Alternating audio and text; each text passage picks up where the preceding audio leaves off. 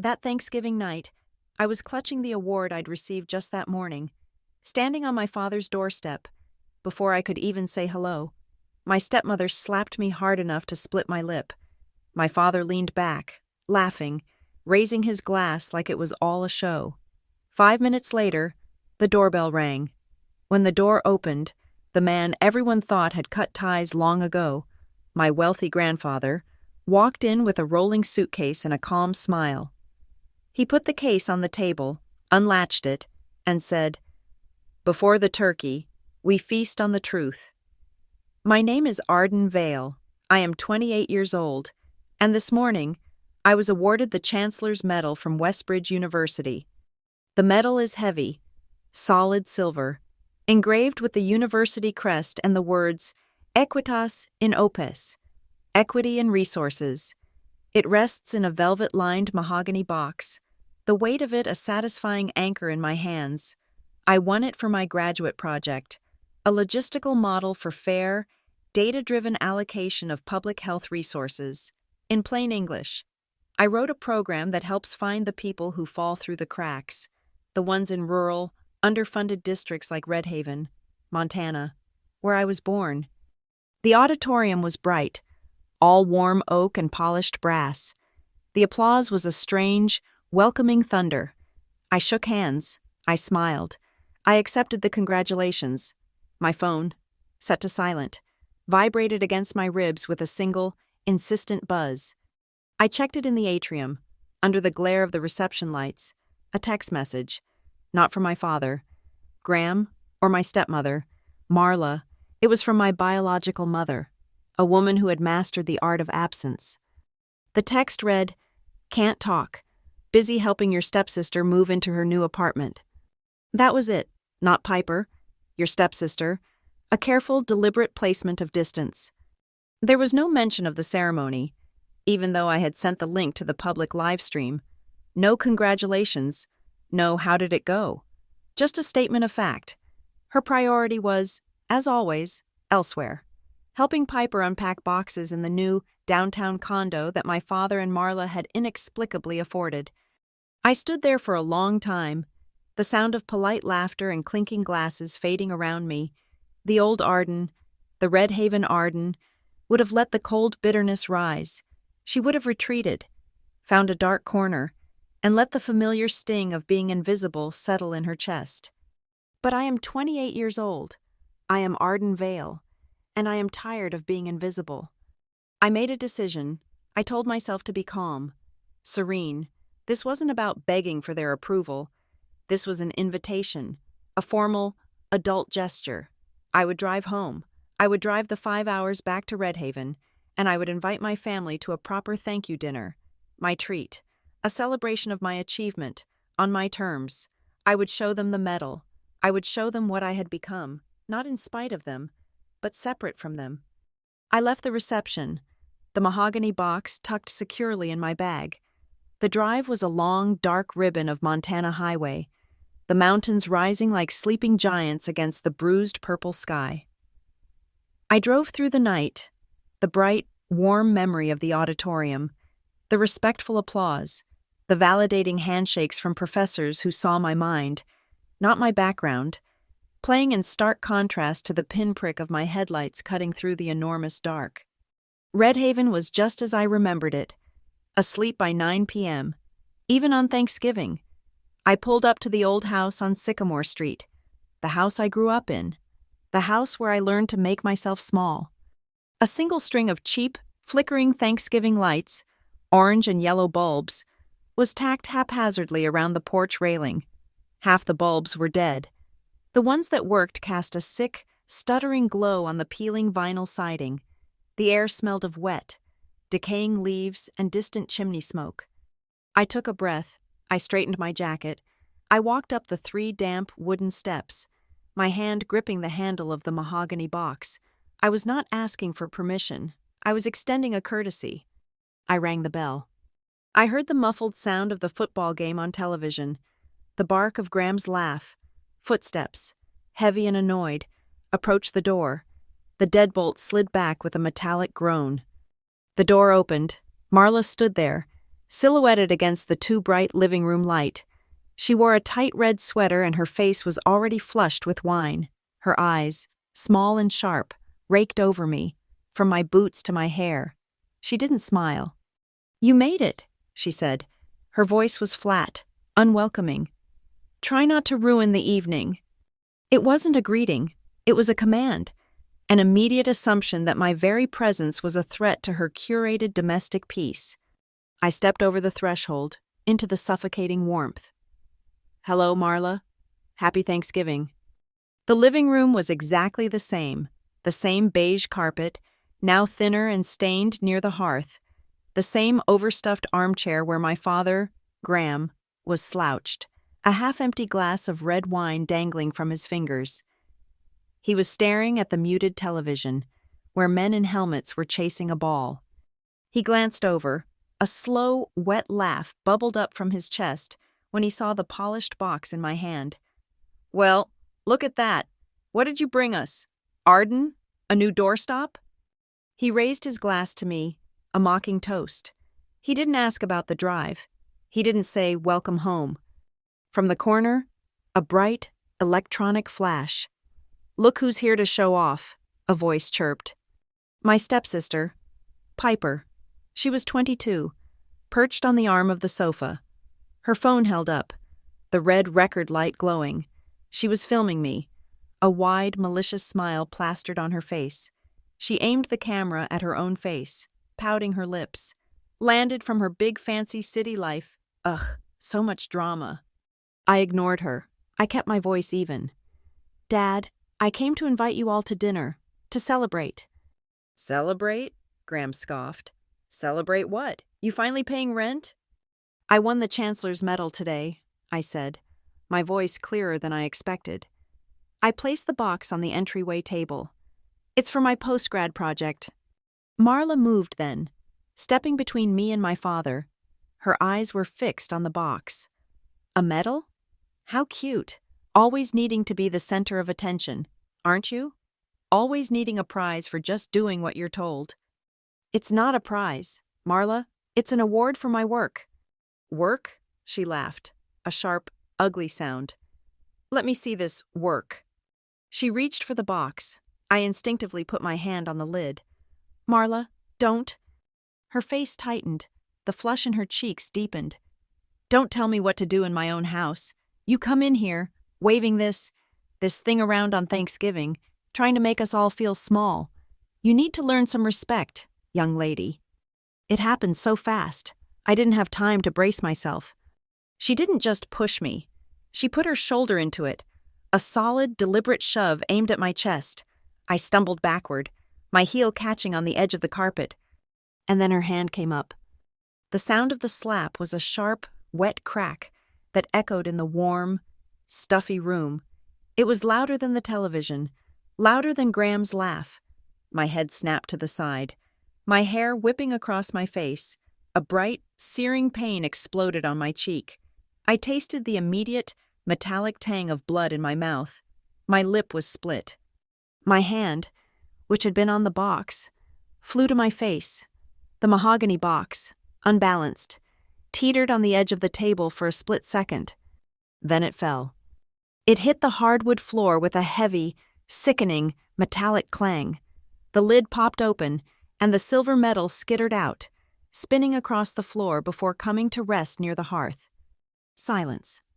A single, perfect, awful second of silence. Piper's phone was still recording, her mouth a small O of feigned shock. Then Graham burst out laughing. It wasn't a chuckle, it was a deep barking. "Ha!" He slapped his knee, his wine sloshing over the rim of his glass. "Jesus, Marla, a little dramatic, don't you think?" He looked at me, my hand pressed to my bleeding mouth, my eyes wide with shock. "Don't be such an actress. Arden, get up. You're fine." No one moved to help me. No one offered me a napkin. A single drop of blood welled from my lip, dripped from my chin, and landed on the beige carpet, a tiny, perfect circle of red. That's when the doorbell rang. It wasn't a polite tap. It was a long, sustained, insistent press. The chime echoed through the house, a clear, calm, electronic tone that sliced through the thick, toxic air. It was a sound that did not belong in this room, with these people. It rang again, longer this time. "Who the hell is that?" Graham groaned, annoyed at the interruption. "Are you expecting someone else to ruin my dinner?" Marla snapped, glaring at me as if I had summoned the visitor myself. "Piper, get the door," Graham ordered, "and put that damned phone away." Piper, for once, looked flustered. She fumbled with her phone, shoving it into her back pocket, the malicious smile replaced by a pout of irritation. She stomped to the door and yanked it open. The cold night air flooded the entryway, smelling of frost and pine. A man stood on the porch. He was tall, wearing a simple, dark gray cashmere peacoat. He held no hat. His hair was thick and silver, and his eyes were shockingly bright, even in the dim porch light. He was holding the handle of an old, scuffed, but clearly expensive, leather rolling suitcase. He took in the scene in a single, sweeping glance. He saw Piper, sullen and confused. He saw Marla, her face still flushed with rage, her hand clenched at her side. He saw Graham, drunk and sprawling in his armchair. And then his eyes found me. He saw me standing there, hand pressed to my bleeding mouth. He saw the overturned box, and he saw the Chancellor's medal, glinting on the floor by the fireplace. His expression did not change, but his eyes, when they met mine, were as hard and clear as quartz. It was Elias Moore, my grandfather, my father's father-in-law, my mother's father. The man Graham had told everyone in Red Haven had cut all ties 10 years ago after a bitter fight about property and money. The man I hadn't seen since I was a teenager. He stepped across the threshold, pulling the small suitcase behind him. The wheels made a soft, rumbling sound on the hardwood floor. He walked past a stunned Piper. He walked past a suddenly pale Marla. He stopped in the very center of the living room, a calm, cold island in the center of their chaos. He looked at the medal on the floor. He bent, slowly, and picked it up. He studied the engraving for a moment, then carefully placed it back in its open box. He snapped the lid shut. He turned, the box in one hand, and held it out to me. I took it, my fingers numb. Only then did he speak. His voice was not loud, but it filled the sudden, absolute silence of the room. "Graham," he said, his gaze settling on my father. "Marla." Graham was struggling to sit up, his face a mixture of shock and anger. "Elias, what the hell are you doing here? You're not welcome." "I was told," Elias said, his voice dangerously quiet, "that there was a Thanksgiving dinner." He gestured with his free hand toward the dining room, where the table was set, the turkey already carved. "But it seems the main entertainment is already underway."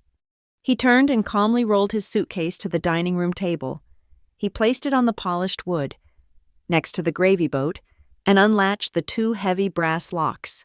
The latches clicked open with a sound that seemed to echo in the room. "Before anyone carves that bird," he said, looking at each of them in turn, "I have a few documents I'd like for us to review, about family, about funding." He paused, his gaze landing back on my father. "And about the truth." My grandfather's presence sucked all the sound out of the room. Graham, half risen from his chair, was frozen. Marla's face, moments before a mask of righteous rage, had gone pale and waxy. This was the man who was supposed to be gone, the ghost at the feast.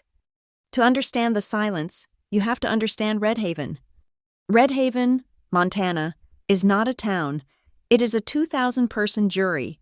It is a collection of front porches and picture windows, a place where everyone knows which car belongs in which driveway, who missed church on Sunday, and whose marriage is a carefully maintained performance. My father, Graham, lived in mortal terror of that jury. My stepmother, Marla, lived to direct their performance. The Vale family was her masterpiece. Graham was the solid provider, running the local insurance branch. Marla was the community pillar, organizing bake sales and silent auctions.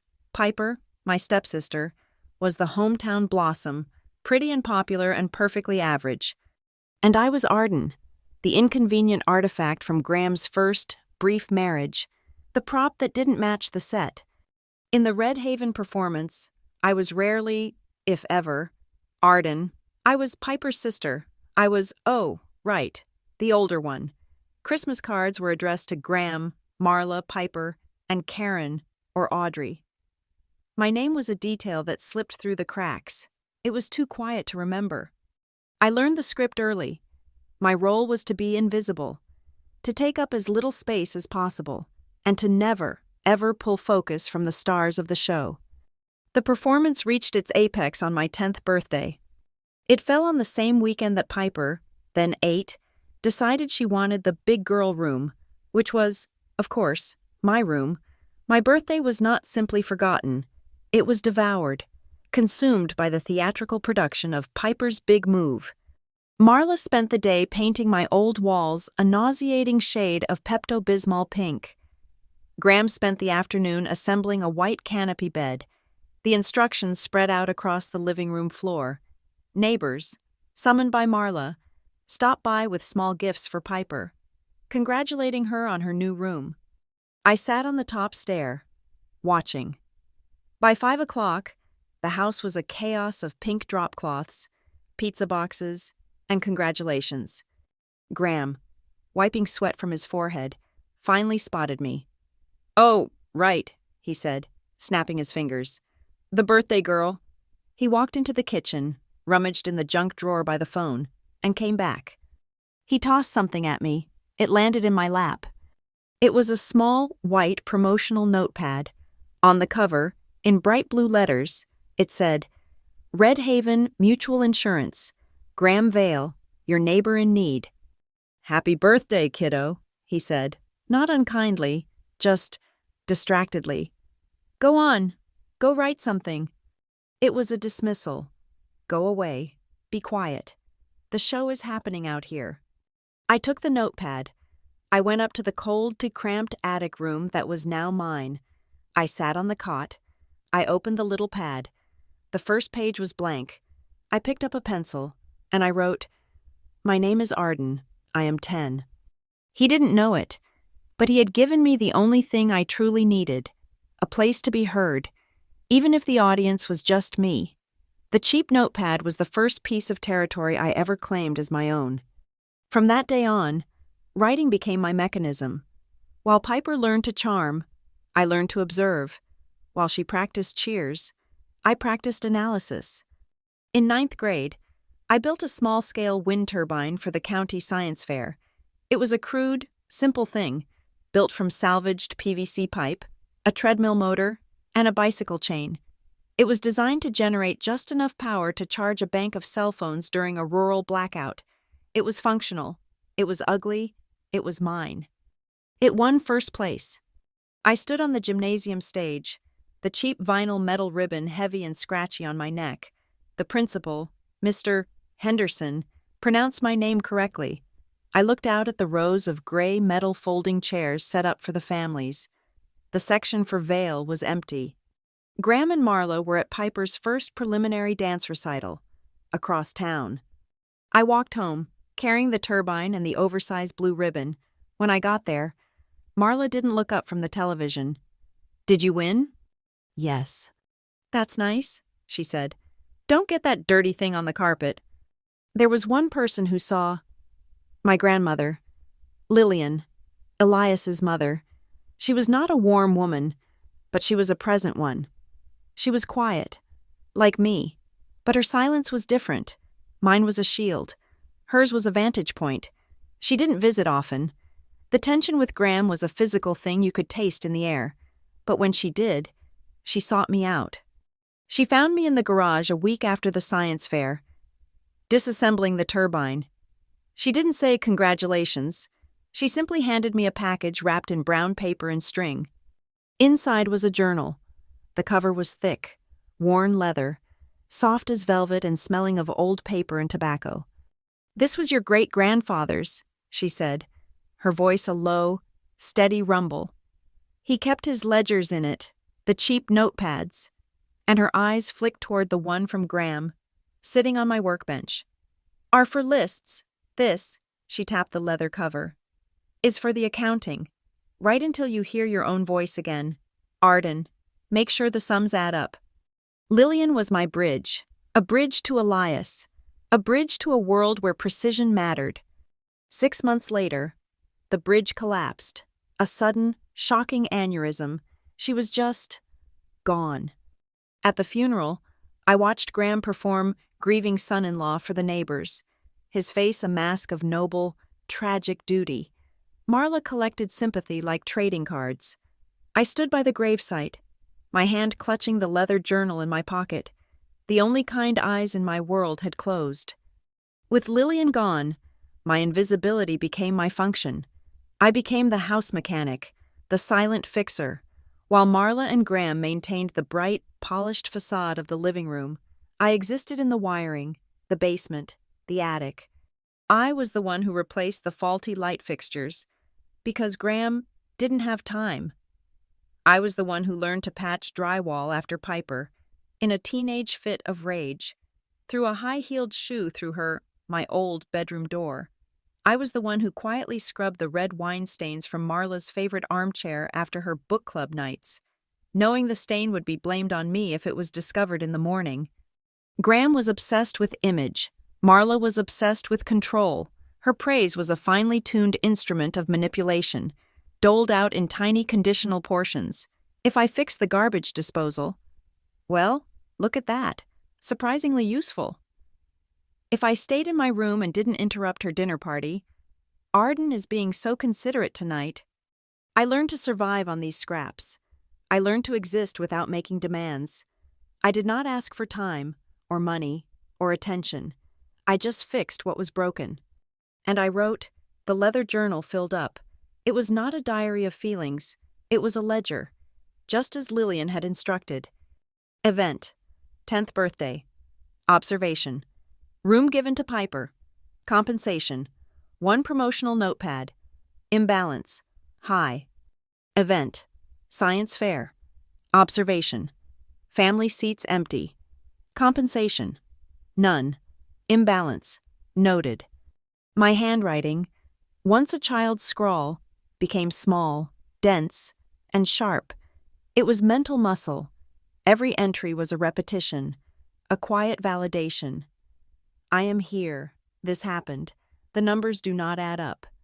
After Lillian's death, the name Elias Moore became forbidden.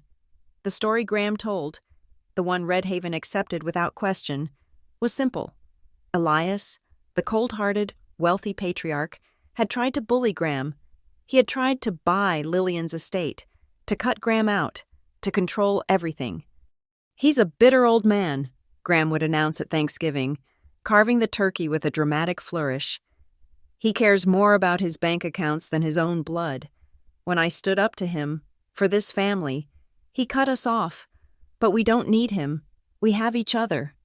Marla would pat his arm, Piper would nod, and I would watch, silently, from the end of the table. I knew, even then, that the story was a performance. It was a lie of omission, designed to justify their mediocrity. It made Graham the righteous victim, the defender of the hearth. It made Elias the villain. I knew it the same way I knew which floorboard creaked and which faucet dripped. You don't survive in a house like that by believing the play. You survive by mapping the structural flaws.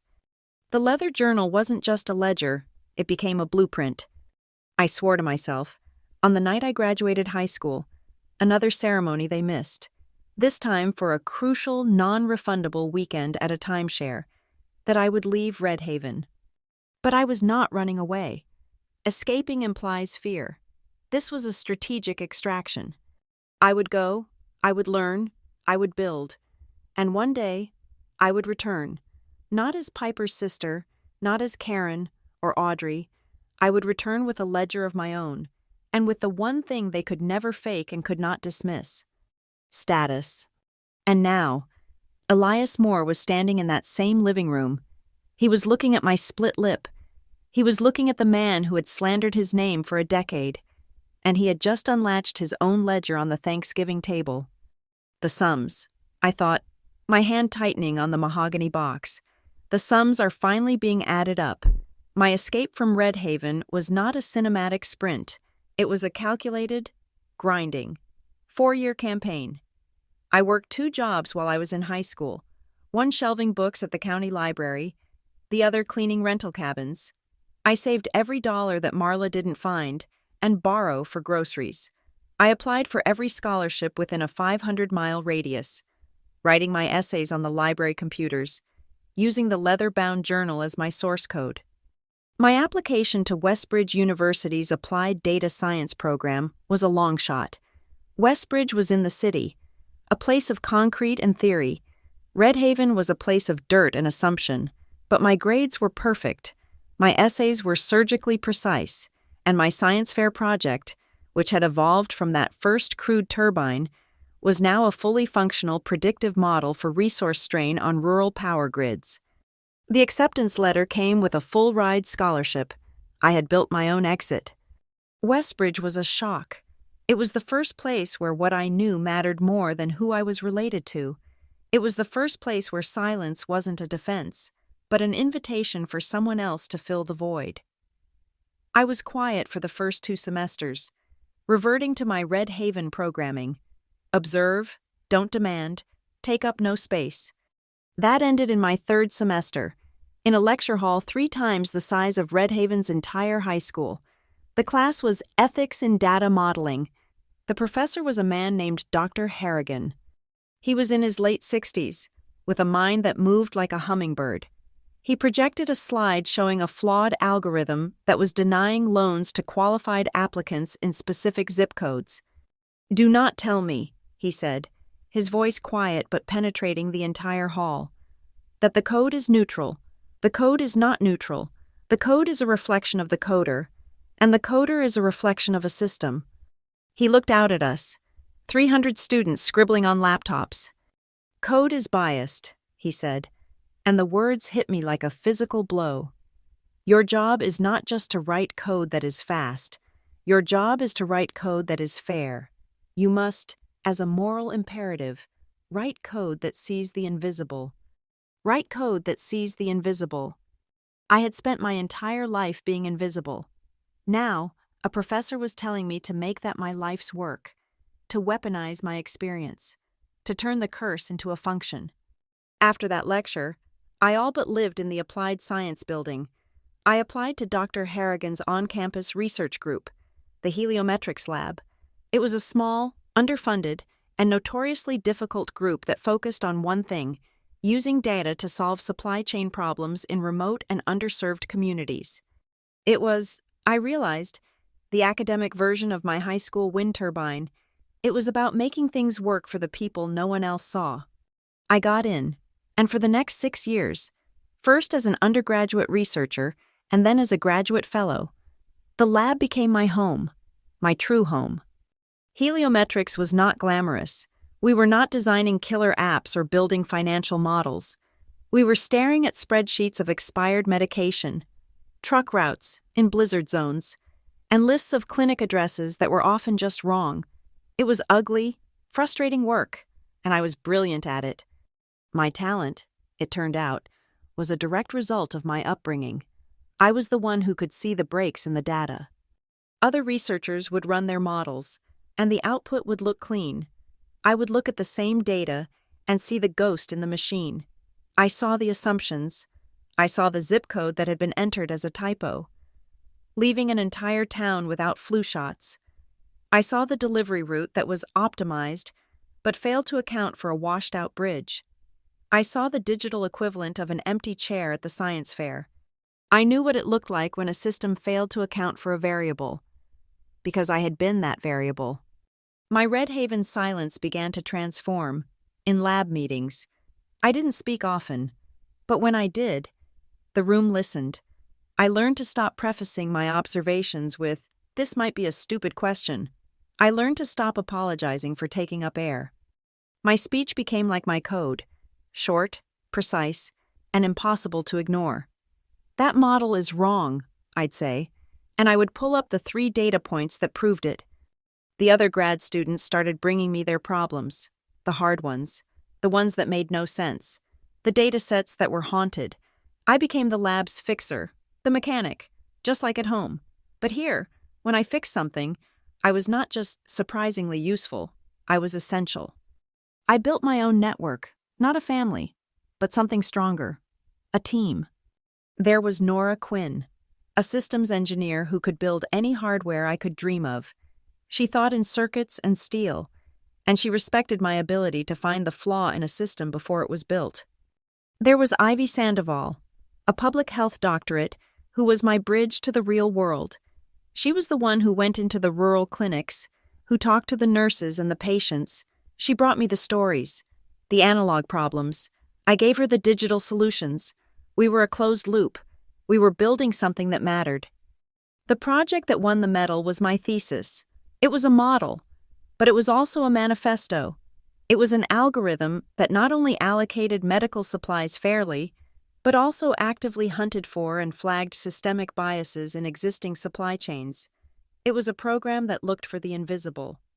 The night I got the email, I was in the lab. It was 2 a.m. I was running a diagnostic on a new dataset from a clinic in rural Wyoming. My screen flashed. An email from the chancellor's office. I read it. It is my great pleasure to inform you, recipient of this year's Chancellor's Medal, highest honor, outstanding contribution. I read it 3 times. I didn't cheer. I didn't call anyone. I put my head down on the cool laminate of the workbench, next to my keyboard, and for the first time in as long as I could remember, I cried. It wasn't a cry of sadness. It was the sound of a structural imbalance finally, shudderingly, correcting itself. It was the release of 28 years of held breath. The ledger was finally, terrifyingly, starting to balance. The next morning, I had to fill out the form for the award ceremony. Guest registration. I stared at the 3 blank lines. This was a performance, just like in Redhaven. But this time, I was the director. Guest 1, Nora Quinn, my colleague, my friend, the person who had seen me at my worst and still trusted my code. Guest 2, Elias Moore, my grandfather. I had no idea if the address I had, the one I'd found tucked in Lillian's leather journal, was still valid. I had not spoken to him in 10 years, but Graham's version of the story, the bitter, greedy old man, had never sat right. It was a data set with missing variables. I sent the invitation to the old post office box, a query, a ping into the void, just to see if it would return a signal. Guest 3. I stared at the last line.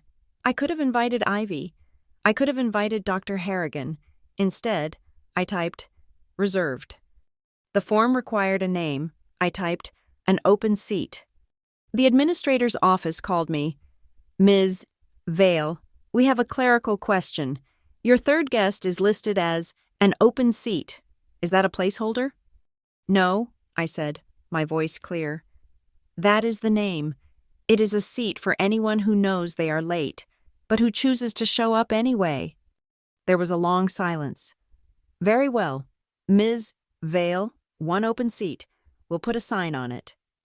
The morning of the ceremony, I went to a florist.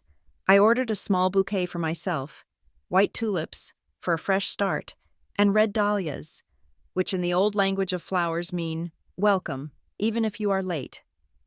I had them sent to my lab. I would carry them onto the stage with me. My speech was 5 minutes, 478 words. I wrote it like a query, like a piece of code designed to execute a single function. I did not talk about my childhood. I did not talk about my family. I talked about empty chairs. We are taught to look for the data that is present, I said, my voice not shaking, echoing in the warm, bright hall. We are taught to count what we have, but the most important work is in the gaps. The most critical data is the absence, the empty chair at the table, the clinic that does not get its supplies, the name that is never called. I looked out at the audience, at Nora, who was smiling, at the empty seat where Elias was not, and at the 3rd seat, with its small printed sign, an open seat. We cannot fix what we do not see, I concluded. And when you are the one who has been overlooked, you have 2 choices. You can wait to be invited, or you can build your own. When no one saves you a seat, you do not beg for one. You build the table. The applause was loud. The video, filmed on a student's phone, was posted online by the university's official account that afternoon. The empty seat speech, they called it. It was shared, and shared again. It went, in the small contained world of local university news, viral. It was viral enough, it turned out, to reach Red Haven. My phone, which had been silent all day, began to light up as I started the 5-hour drive home. Not with congratulations, with accusations. A text from a high school acquaintance. Wow, Arden, way to make us all look like hicks. Some of us actually like our families. A message from a distant aunt. Your father is so hurt. I cannot believe you would be so ungrateful on a public stage. Marla did her best to raise you. And finally, the text from Piper. Everyone is calling Dad. You've really embarrassed us. Mom is crying. I hope you're happy. You made everything about you, again. I read them at a gas station, just outside Red Haven. The same cold, familiar bitterness rose in my throat. I had built a new life. I had built a new table. And still, they had found a way to blame me for the empty seats at theirs. I put the phone down. I gripped the steering wheel. I was not going home to beg for forgiveness. I was not going home to explain. I was going home, medal in hand, to deliver a final report. The texts from Red Haven were a digital hailstorm, stinging and relentless. You embarrassed us. Mom is crying. You made it all about you. I sat in my car at that gas station, the smell of diesel fumes mixing with the cold night air. The mahogany box with the metal was on the passenger seat, a solid, heavy presence. Piper was right about one thing. I was, finally, going to make it about me, but not in the way she thought. The old Arden would have replied. She would have defended herself, typed out a long, desperate explanation, trying to make them see. The old Arden would have been begging for scraps of understanding. The new Arden put the phone on silent, pulled back onto the highway, and started to run queries in her head. My work at Heliometrics had taught me that every system has a public-facing front, and every system has a back end. Graham and Marla's life was a performance. I was done watching the performance. I was going to audit the source code. For the next 2 days, I did not go to the house on Sycamore Street. I checked into the only decent motel in the next town over, the one with reliable, high-speed internet.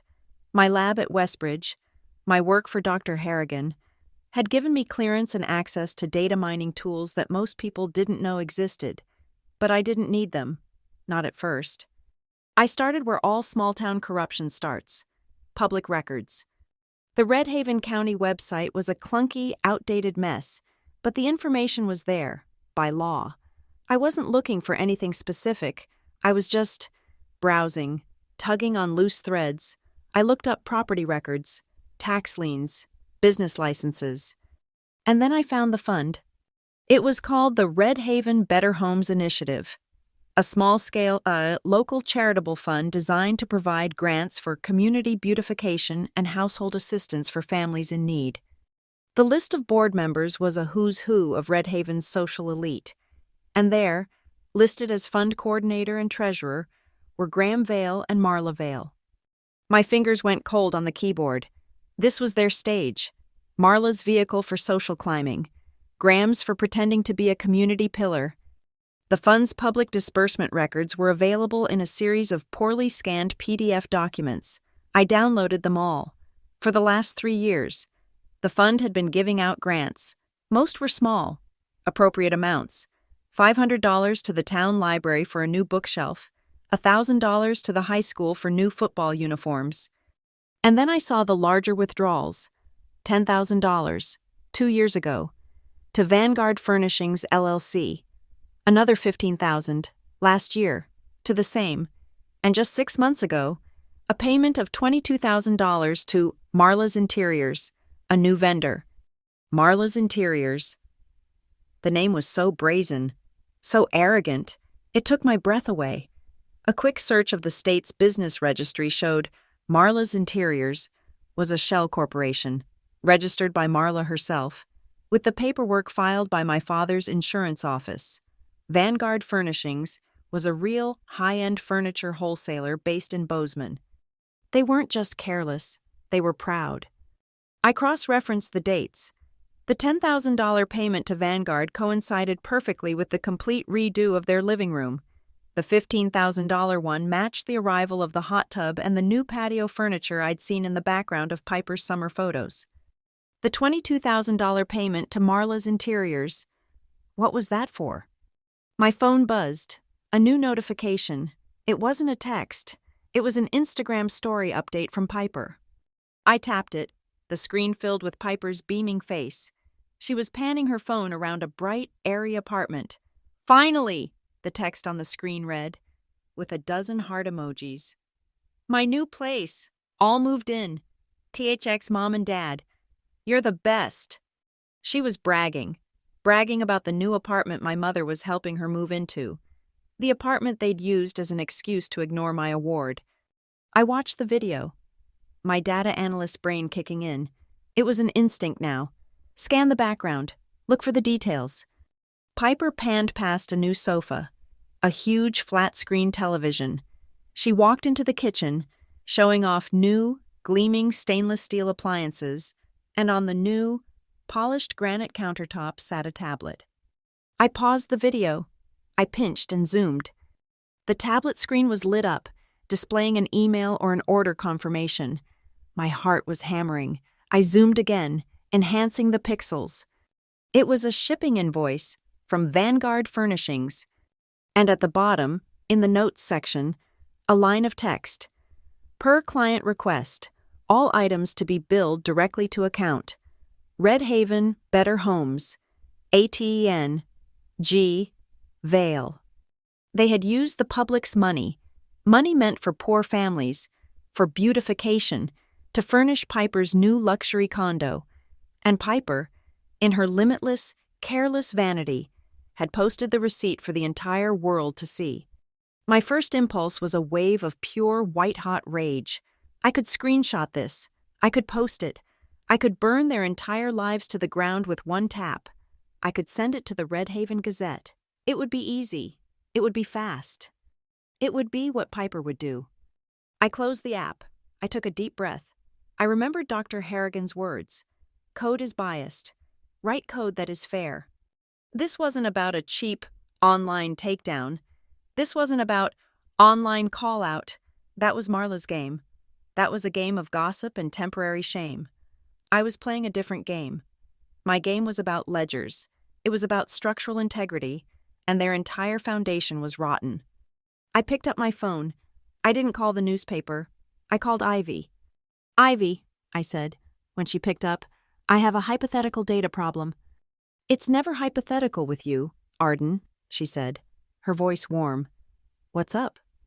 If a charitable fund was supposed to be giving out household assistance grants to, say, 500 people in a rural county, but the county's public-facing data for aid recipients only shows about 100, what would you call that? There was a silence on the line. Then Ivy's voice, all business. "I'd call it a ghost list. I'd call it wire fraud." "Why? What data set are you looking at?" "The Red Haven Better Homes Initiative," I said, cross-referenced with the county's own social services registry.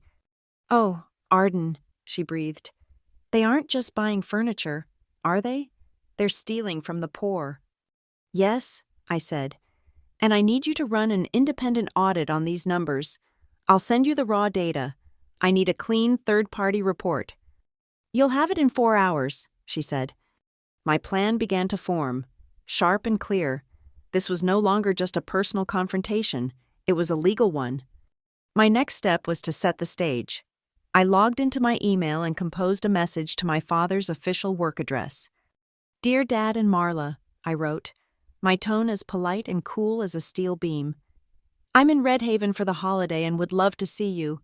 I'm stopping by tomorrow, Thanksgiving Day, around 5 p.m. I have something for you. I'd also like to formally invite you, as my family, to be my guests at the Westbridge University Chancellor's Gala next week, where I'll be formally honored.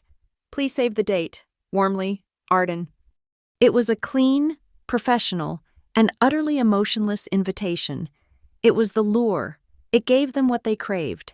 The prestige of a gala, a public performance. Then, I opened a new email. I typed in the address I had memorized from Lillian's journal. A P.O. box in a town I didn't recognize. The query I had pinged into the void when I invited him to the ceremony. It had bounced back. Undeliverable. But Lillian had also written down an email address, an old, forgotten-looking one. It was a long shot. I sent a new message. To Elias, M. 1950 Aol, com. Subject: an empty seat is still available. The body of the email was just as brief. Grandfather, I am going to the house on Sycamore Street tomorrow, Thanksgiving Day, at 5 p.m. I won an award I think Lillian would have liked. They are calling it the empty seat speech. If you're still listening, I could use an auditor. Arden Vale. I hit send. Next, I prepared my report. I took the data from the county website. I took the invoices. I took the screenshot from Piper's video. And when Ivy's audit came in, a clean, devastating report showing over 70% of the assistance grants had gone to non-existent addresses, I added that too. I didn't print it. I compiled it all into a single, password-protected PDF and loaded it onto a clean black USB thumb drive. On the first page of the PDF, I made a simple flowchart. Red Haven Better Homes Fund, Public, Marla's Interiors, Shell, Vanguard Furnishings, Vendor, Piper Vale's Condo, Asset.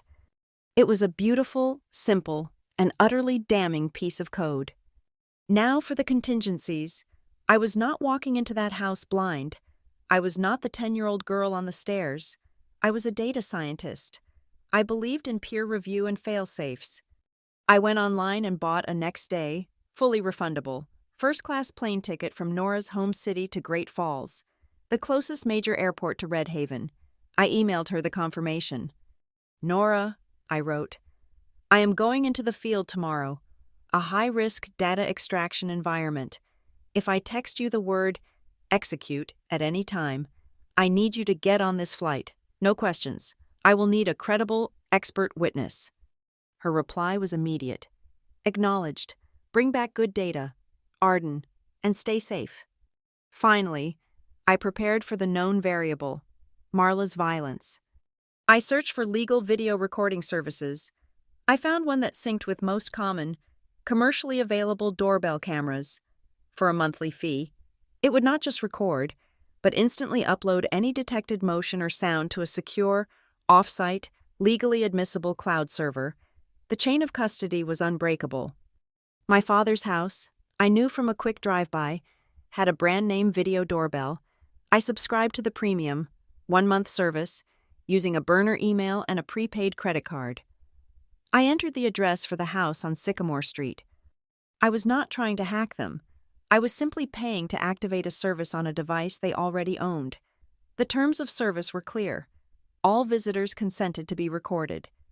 I closed my laptop, the metal, the USB drive, and my phone were on the motel nightstand. I looked at myself in the cheap, warped mirror. I was not going to Red Haven to push them into jail. I was not going for revenge. I was going to present my findings. I was going to let them fall based on their own choices. They had chosen to steal. They had chosen to lie. They had chosen to be cruel. And if tomorrow, Marla chose to be violent, if my father chose to laugh, those would be choices, too. For those choices, I had the law. For their words, I had the data. For their performance, I had the receipt. I walked in at 5 o'clock on the dot.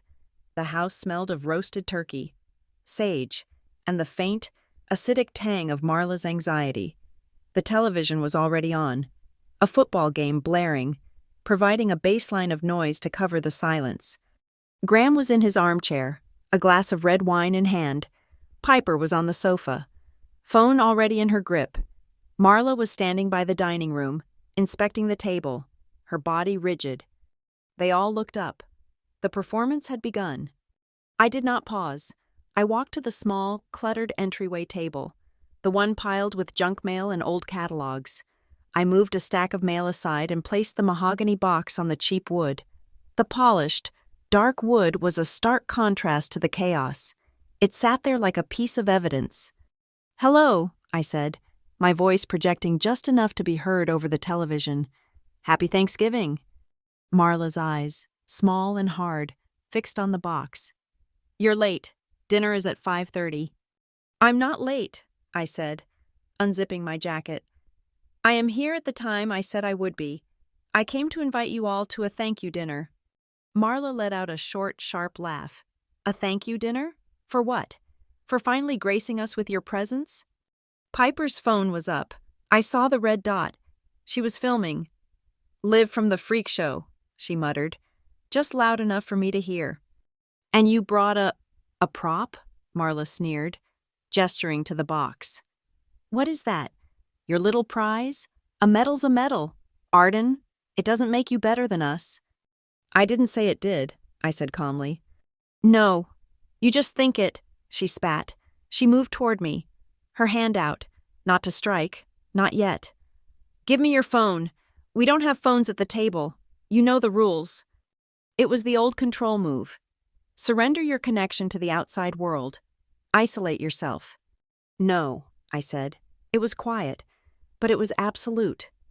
Her face tightened. "What did you say?" I said no. I'm an adult. "Marla, I'm not giving you my phone." "You are in my house," she hissed, her voice dropping, "and you will show respect." "Is that what this is?" I asked. And she slapped me. It was the same sound from my memory, the one from the hook, but this time I was ready for it. The sharp, wet crack. The sting was immediate.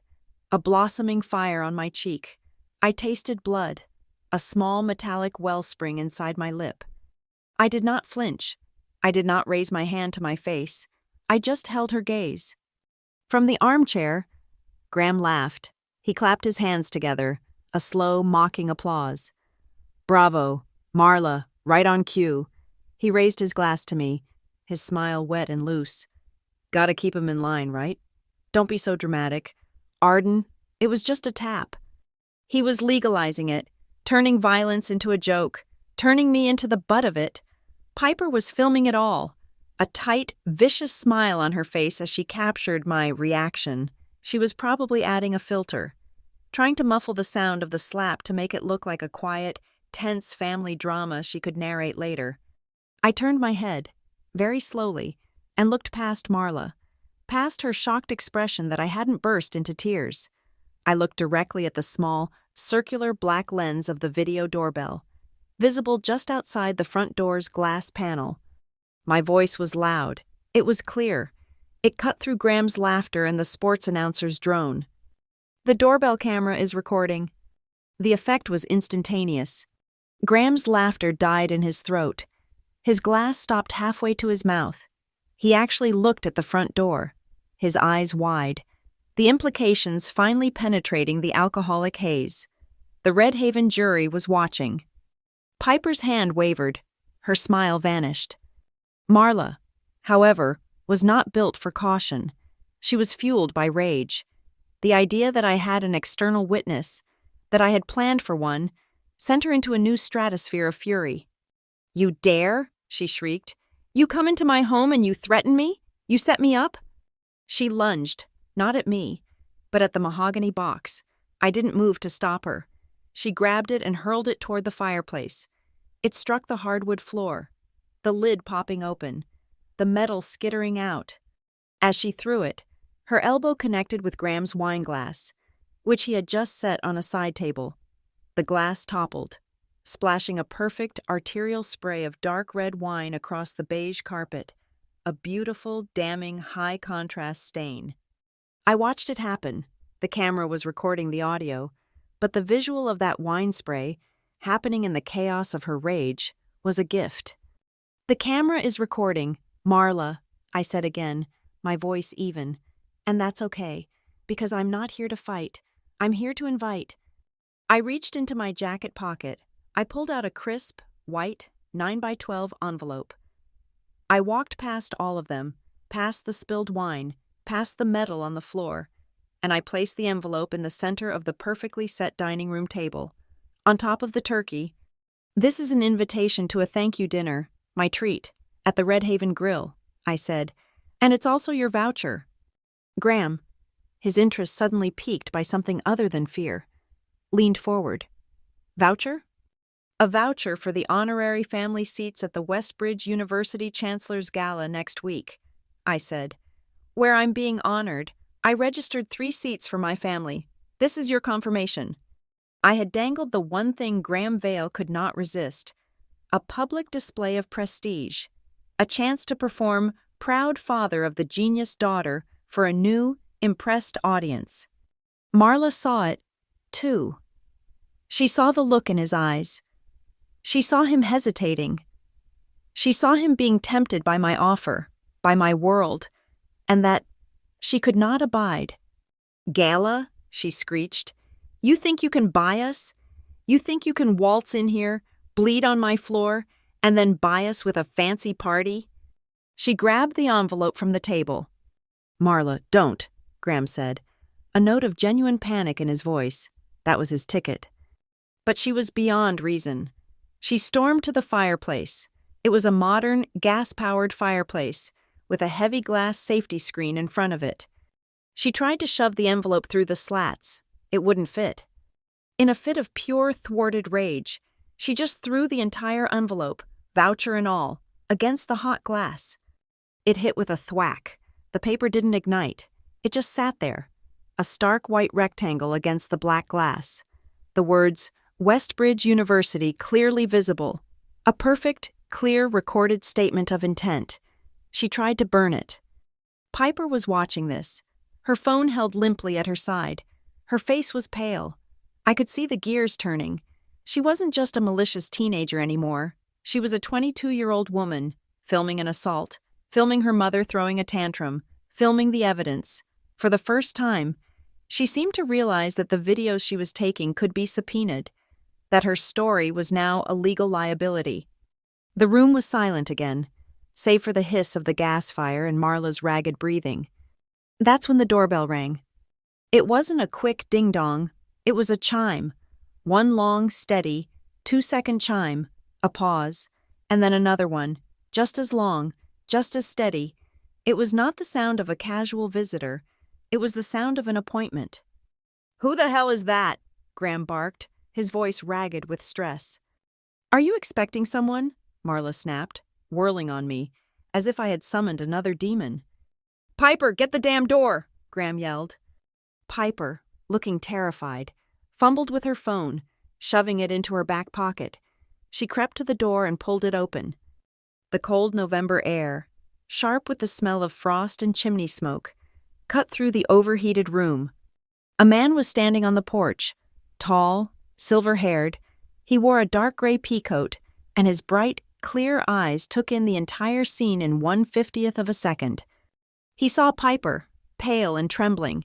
He saw Graham, half drunk and furious in his chair. He saw Marla, her face a mask of rage, standing by the fireplace with the discarded envelope at her feet. He saw me, standing by the dining table, with a split, bleeding lip. He saw the Chancellor's medal, glinting on the floor by the hearth.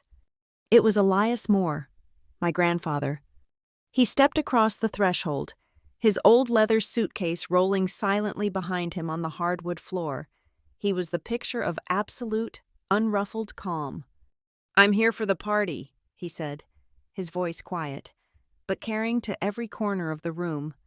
Graham Vale's face, which had been red with wine and anger, turned a chalky, sickly white.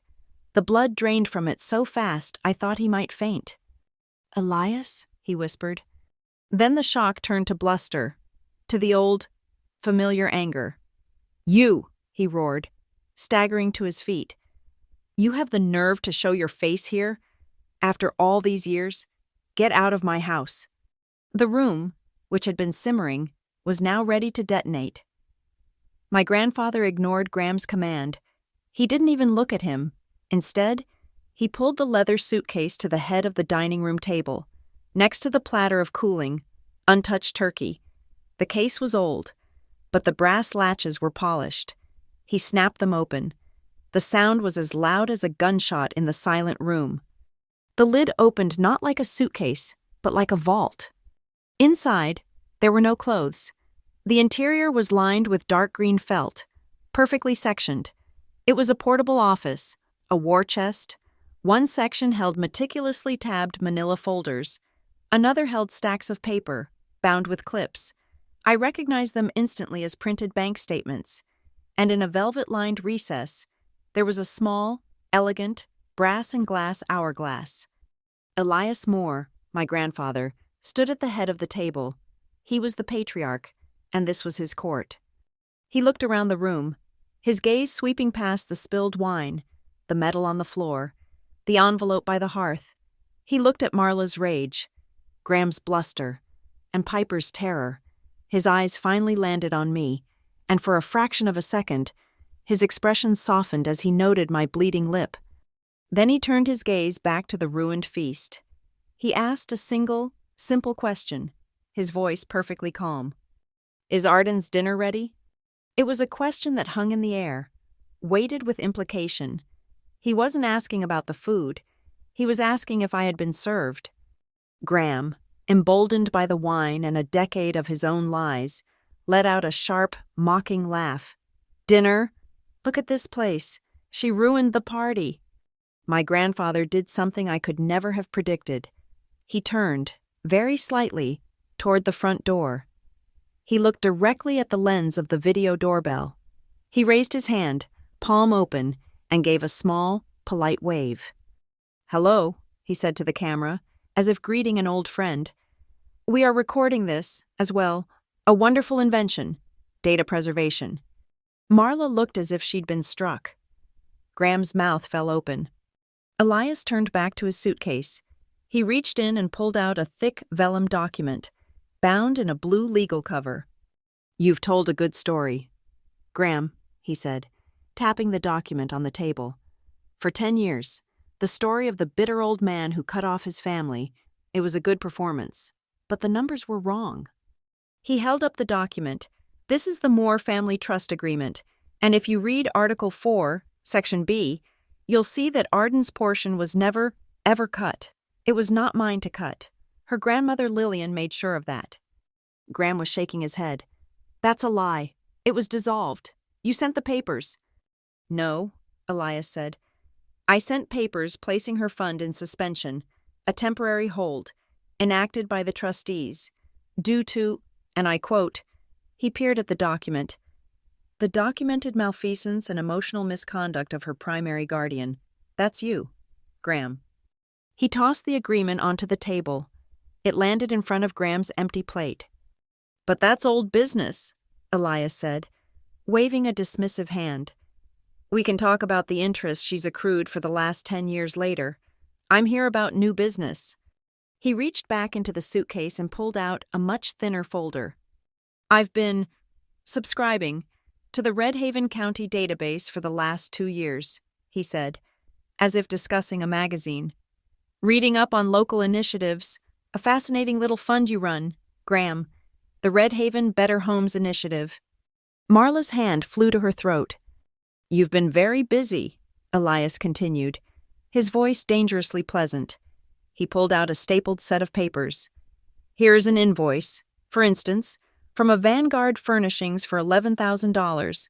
And here is a bank transfer from the Better Homes Fund for that exact amount, on that exact day.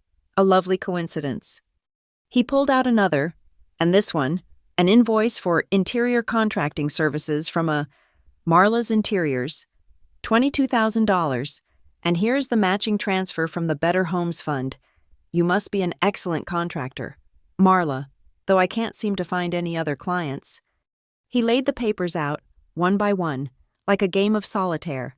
Invoices, transfers, and finally, a few glossy, 8x10 photographs.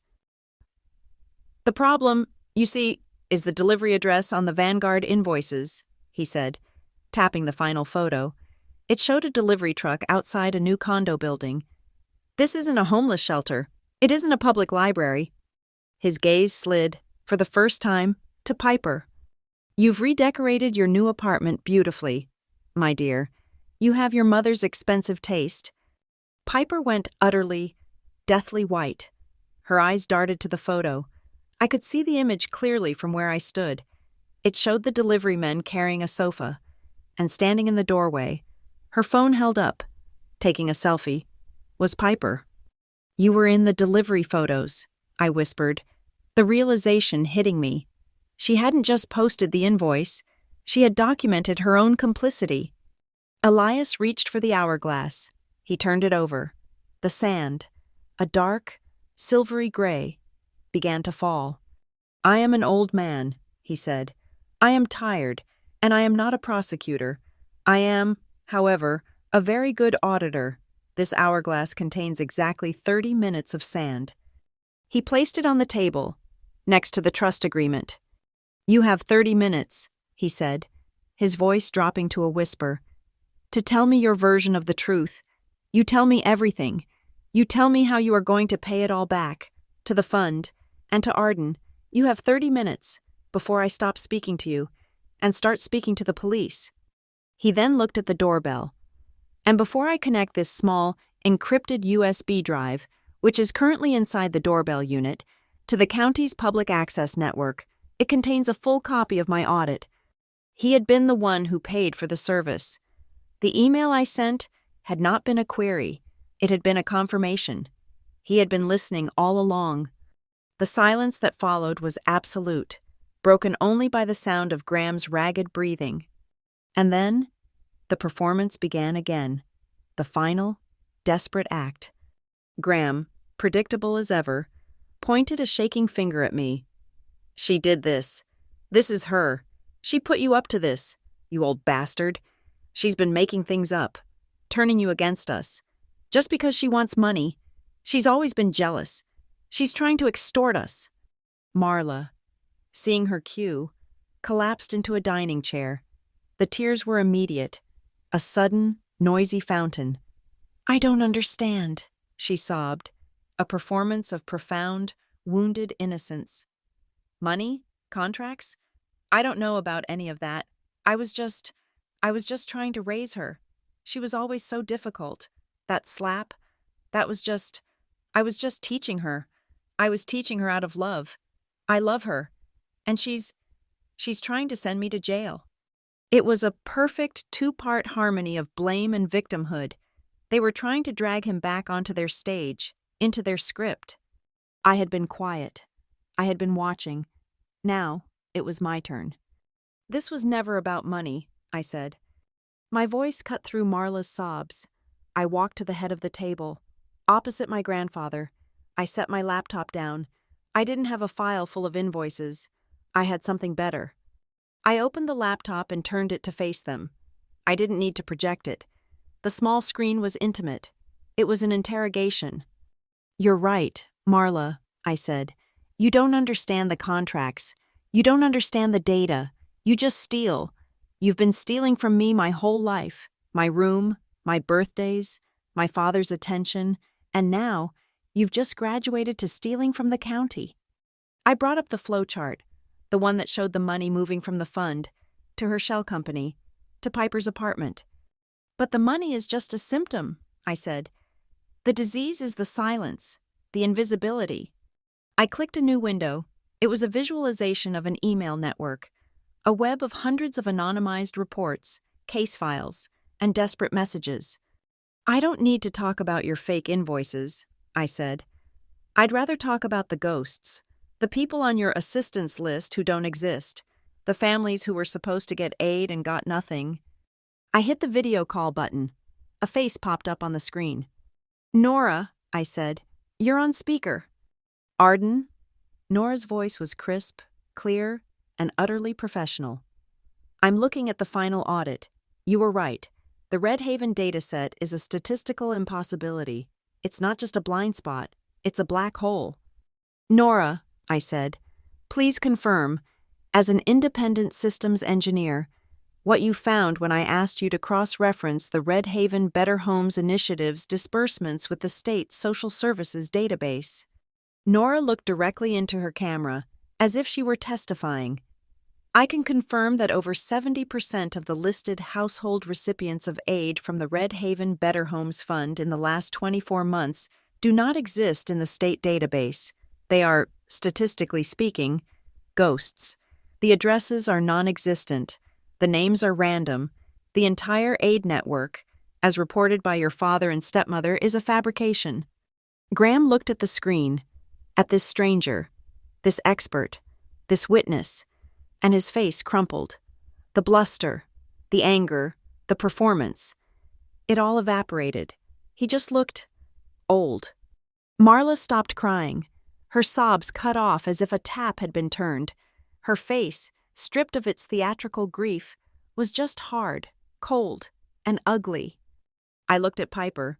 She was staring at the laptop, her hands covering her mouth. She was the only one in the room who understood, on a digital level, what 70% and fabrication truly meant. She was the one who had posted the evidence. She looked up, her eyes wide with a new, dawning horror. She wasn't looking at me. She was looking at her mother. "Mom," Piper whispered. The word was a tiny, broken sound. We went too far. You said it was fine." The hourglass was half empty. The sand fell, silent and relentless. Elias Moore watched this all, his face unreadable. He had said his piece. He had set the timer. He was just the auditor. Now he acted. He closed the lid of his suitcase. The latches clicked shut. "Well," he said, his voice surprisingly gentle. "The accusations have been made. The data has been presented. The rebuttals," he glanced at Graham and Marla, "have been noted." He picked up the hourglass, the sand still running, and slid it back into its velvet slot. He closed his briefcase. "Now we eat," he said. Graham and Marla just stared at him, stunned. Elias looked at the platter of turkey. "It's Thanksgiving, and Lillian," his voice hitched, just for a moment, "always said a meal shouldn't be wasted. Eat after dinner. You can decide." He looked at Graham. "You can talk to your lawyers." He looked at Marla. "Or you can talk to the police." He looked at both of them. "It's your choice." Elias's command to eat hung in the room, an absurd, almost cruel piece of social theater. But it was, I realized, the next step in his audit. He was testing their compliance. We sat. Graham, his face ashen, stumbled into his chair at the foot of the table. Marla, her rage now frozen into a brittle, terrified silence, sat bolt upright in her seat. Piper, her hands shaking so badly she could barely pull her chair out, slid into her spot. I took the seat to my grandfather's right. The table was a masterpiece of Marla's performative domesticity. A 20-pound turkey, gleaming and perfectly browned, sat on the platter Elias had placed his briefcase next to.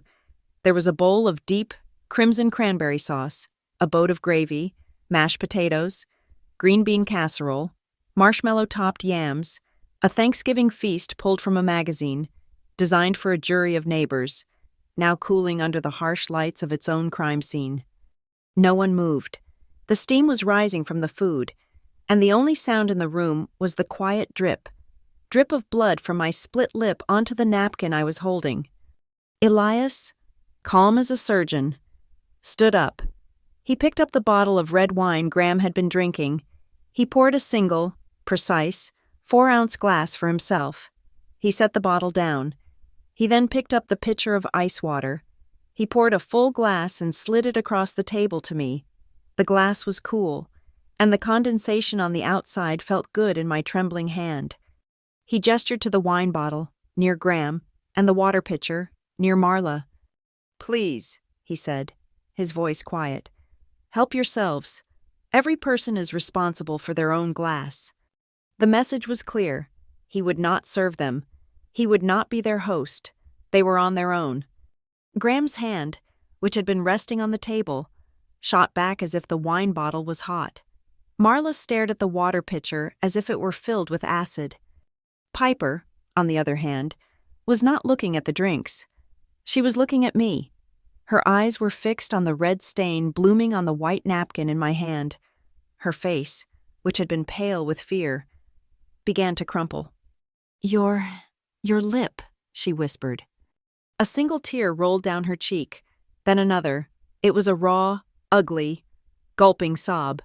Not the fake, theatrical tears her mother had produced, but the real, hiccuping sobs of a child who has finally truly understood that they are in trouble. She fumbled for the linen napkin at her place setting, the one folded into a perfect fan, and pushed it across the table toward me. Here, she choked out. You're bleeding. It was the first kind, unscripted, human gesture she had ever offered me in her entire life. I took the napkin. I pressed it to my mouth. I said nothing.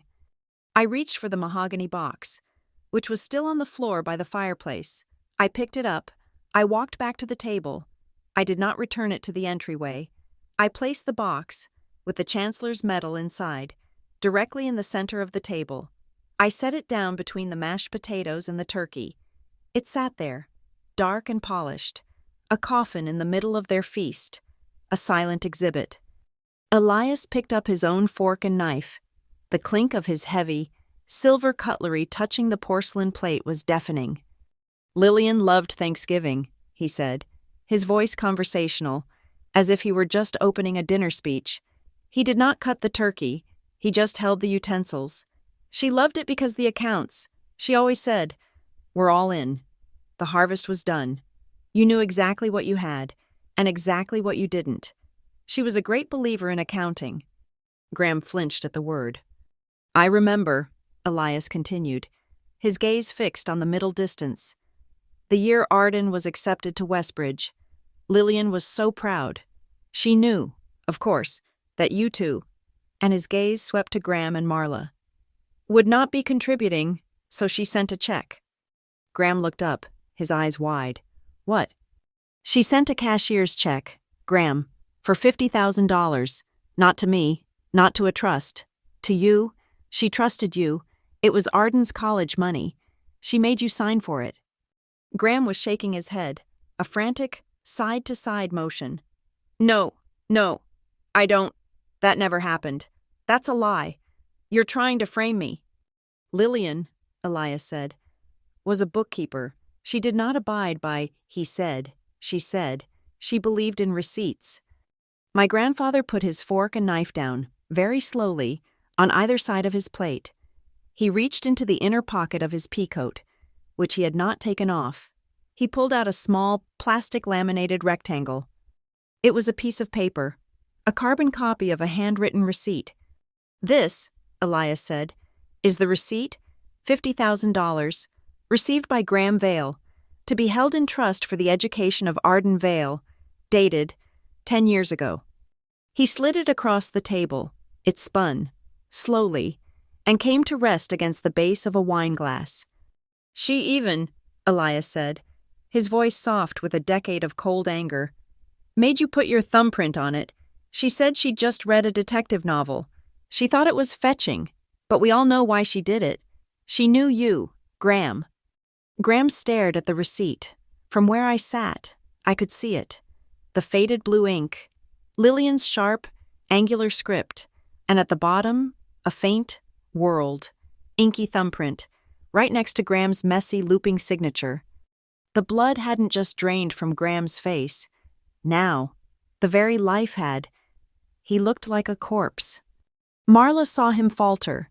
She saw the new, personal, criminal liability. The fraud against the county was one thing. Stealing from a dead woman's trust for a child. That was Red Haven-level excommunication. Her tactics, in an instant, pivoted. The performance was over. The negotiation had begun. She dropped her hands to the table, palms flat, a gesture of surrender, or a new opening. Wait, she said. Her voice was no longer sobbing. It was sharp, raspy, and all business. Okay, just wait. That camera. She pointed a shaking finger at the front door. The video. It's recording, yes, Elias said. She swallowed, her eyes darting from me to Elias. If we pay it back, the money, the furniture money, all of it, if we pay it back, you take down the video, right? We pay it back, and you delete the video, and this," she gestured to the receipt, "this stays here, a family matter." She was trying to buy our silence. She was trying to buy back her reputation, treating the evening's evidence like a roll of film she could pay to have destroyed. I looked at her. I had not spoken. I had just watched, and listened, and bled onto a napkin. "There is no video to take down, Marla," I said. My voice was quiet, but it was the first thing I had said since the audit began. She looked at me, a flicker of hope in her eyes. "See," she said to Graham, "it's a bluff. She's bluffing." "I am not bluffing," I said, leaning forward. "You're just not understanding the technology. This isn't a high school prank. I am not uploading this to YouTube. There is no video to delete. The camera's footage, the moment it's captured, is instantly and securely uploaded to an off-site, third-party, legally admissible cloud server. The chain of custody is unbroken. It's already backed up. It's already preserved." I let that sink in. "And," I added, "your neighbor across the street, Mr. Henderson, the high school principal, he has a similar security system, but his is much more expensive. It's aimed at your porch. His cloud server, which I'm sure his insurance company loves, has also been backing up every sound and every image from your doorstep for the last 3 years." Marla's face went from pale to a deep, mottled, ugly gray. Piper, who had been watching this exchange, let out a small, terrified squeak. Her confession, when it came, was a pathetic, childish whisper, completely out of scale with the crimes being discussed. "I'll delete them," she said, her eyes frantic. We all looked at her. "What?" Marla snapped. The hashtags," Piper stammered, pulling out her phone. Her hands were shaking so badly she almost dropped it. "The posts. When I trolled you, when you made that speech, I called you. I called you an ungrateful bitch in the comments, and I'll delete it. I'll delete all of it. Right now. I'm sorry." She was confessing to graffiti while her parents were confessing to arson. My grandfather, Elias, watched this. He did not bicker. He did not engage with Piper's tiny, desperate plea. He simply absorbed the data. One confession of fraud. One attempted negotiation. One confession of harassment. He had what he needed. He reached into his peacoat again. He pulled out an old black flip phone, not a smartphone, a tool. He flipped it open. He pressed a single speed dial button. Graham, Marla, and Piper watched, mesmerized, as if it were a detonator. "Reeve," Elias's voice said, into the phone. "Elias Moore." A pause. "Yes, it has been a long time. Listen, I am in Red Haven. I will be in your office at 9 a.m. tomorrow morning." He listened again. "Oh, it's a new client matter, a trust and estates problem, and a charitable fund discrepancy. Yes, I'll need you to draft a full repayment agreement and a public apology." He looked at Graham and Marla. "And yes, Reeve, you should probably bring in your litigation partner. I suspect the county prosecutor will be interested." He snapped the phone shut. The meal was over. The turkey was cold. The confessions were given. The appointment was set. We sat in the wreckage of their lives for a long, silent minute. Then, I reached into my bag. I pulled out the crisp, white envelope that Marla had thrown at the fireplace. It was slightly singed at the corners. I slid it across the table until it stopped, directly in front of my father's plate. He flinched, as if I had thrown it. He stared at it. "Westbridge University Chancellor's Gala." The invitation read, "I registered 3 seats," I said, my voice empty of heat. "One for you, one for Marla, one for Piper." My father looked at me, his eyes hollow. The laughter, the booming, dismissive, cruel laugh that had been the soundtrack to my entire childhood. It was gone. His face was just a mask of slack-jawed, pathetic ruin. The seat Dad, I said, standing up, it's still open. The day after Thanksgiving was cold and bright. The sky over Red Haven was a high, merciless blue, and the frost on the windows of Reeves' law office made the glass look like it was weeping. The office was on the second floor of the oldest brick building in town. Above the bakery, it smelled of old paper, floor wax, and weak coffee. Reeve himself was a man who seemed to be made of beige. Beige suit, beige tie, thin beige hair combed over a pale scalp. He was the kind of lawyer who handled wills and property disputes, not high-level fraud. He looked, quite frankly, terrified. Elias had clearly briefed him. We sat at a long, polished mahogany table. Elias and I were on one side. Graham, Marla, and a very subdued Piper were on the other. Reeve sat at the head, a stack of freshly printed documents in front of him. "Thank you for coming in," Reeve said, his voice a dry rustle. "My client, Mr. Moore, has presented a summary of certain financial discrepancies based on that data, and in the interest of avoiding a more formal and public inquiry." He paused, shuffling papers. This was not a negotiation, it was a sentencing. Elias, who had not said a word, leaned forward. He placed his hands, palms down, on the table. "Reeve, let's not waste time on pleasantries. Graham, Marla, you are here because you are criminals, but you are, unfortunately, also family. That affords you one single opportunity to choose your next step." Reeve slid a single-page document across the table. "You have two paths," Elias said, his voice as flat as the polished wood. "Path 1. You sign this agreement. It states, in simple terms, that you will begin immediate, total restitution of all misappropriated funds from the Better Homes Initiative. That's a sum, Reeve has estimated, of over $140,000. You will also sign a binding letter of public apology, to be read at the next county meeting and printed in the Gazette. Finally, you will both be permanently and legally barred from ever sitting on the board of or holding any position in any charitable or public trust fund in the state of Montana. You will, in effect, become invisible, just as you tried to make others." He paused. "You do this, and the evidence my team has collected, the bank statements, the invoices, the audio and video from last night, remains in Mr. Reeves' custody, sealed." Graham was staring at the number. 140. "We don't have that." "You will find it," Elias said, his voice cold. "Sell the hot tub, sell Piper's car, sell this house. I don't care. That is path 1. "And path 2? Marla's voice was a venomous whisper. "Path 2 is simple," Elias said. "You don't sign, and I walk out of this office, and I take a left. I walk the 200 feet to the county prosecutor's office, and I hand him my briefcase. I will give him the audio of Marla assaulting Arden.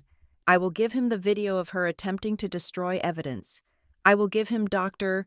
Sandoval's audit of the ghost list of families you created and stole from. I will give him the deed to Marla's interiors. And I will give him the original, signed, thumb-printed receipt for the $50,000 of Arden's money that you, Graham, stole from your own dead mother-in-law." He leaned back. "In path 1, you lose your reputation and your money. In path 2, you lose your freedom. The choice is yours. Reeve is billing me by the hour, so I suggest you choose quickly." Marla's face, which had been a mask of concrete, cracked. Her hand shot out, not to sign, but to destroy. She grabbed the document and, with a low, animalistic growl, began to tear it in half. Reeve didn't even flinch. He simply put his hand on hers. "Mrs. Vale," he said, his voice bored. "That is a scan.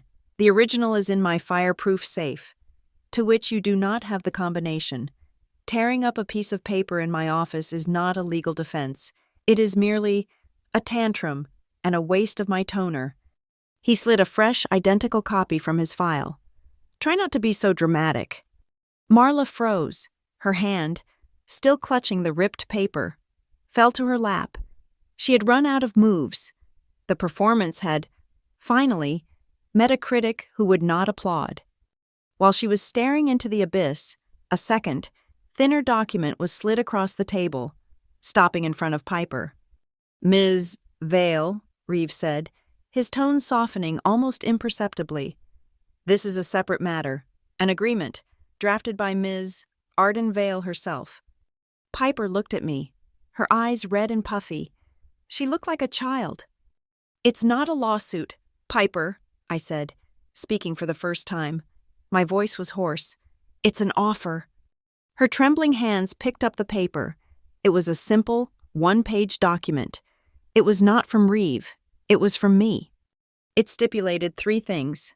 1, she would permanently delete all defamatory, harassing, or mocking content related to me from all her social media, past and future. 2, she would post one, single, public video, not an apology, a clarification. It would state that her previous posts were based on a misunderstanding, and she would then list the public-facing website for the heliometrics lab, asking her followers to look at the real work. 3, she would report to the Red Haven Community Clinic, the very clinic her parents had defunded with their ghost list, and volunteer for 200 hours of administrative work, filing, answering phones, data entry. "You're not suing me?" she whispered, her voice thick with tears. "I don't want your money, Piper," I said. "I'm offering you a chance to do some actual work. Sign it, or don't. It's your choice." She fumbled for the pen on the table. She didn't even read the fine print. She just signed her name, a messy, tear-stained signature. She pushed the paper back across the table as if it were on fire. She was the first to cross. Graham, however, was still looking for an angle. He saw his wife defeated and his daughter defecting. He turned his gaze to Elias. He tried to muster the old golf partner charm.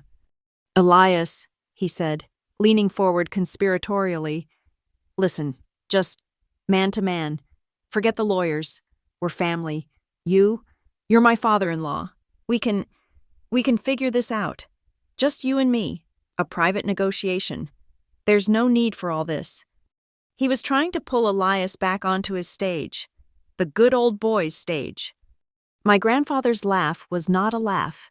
It was a short, sharp bark of pure, unadulterated contempt. It was the coldest sound I had ever heard. He leaned in, his face just inches from Graham's. "Mr. Vale," he said, his voice a lethal whisper.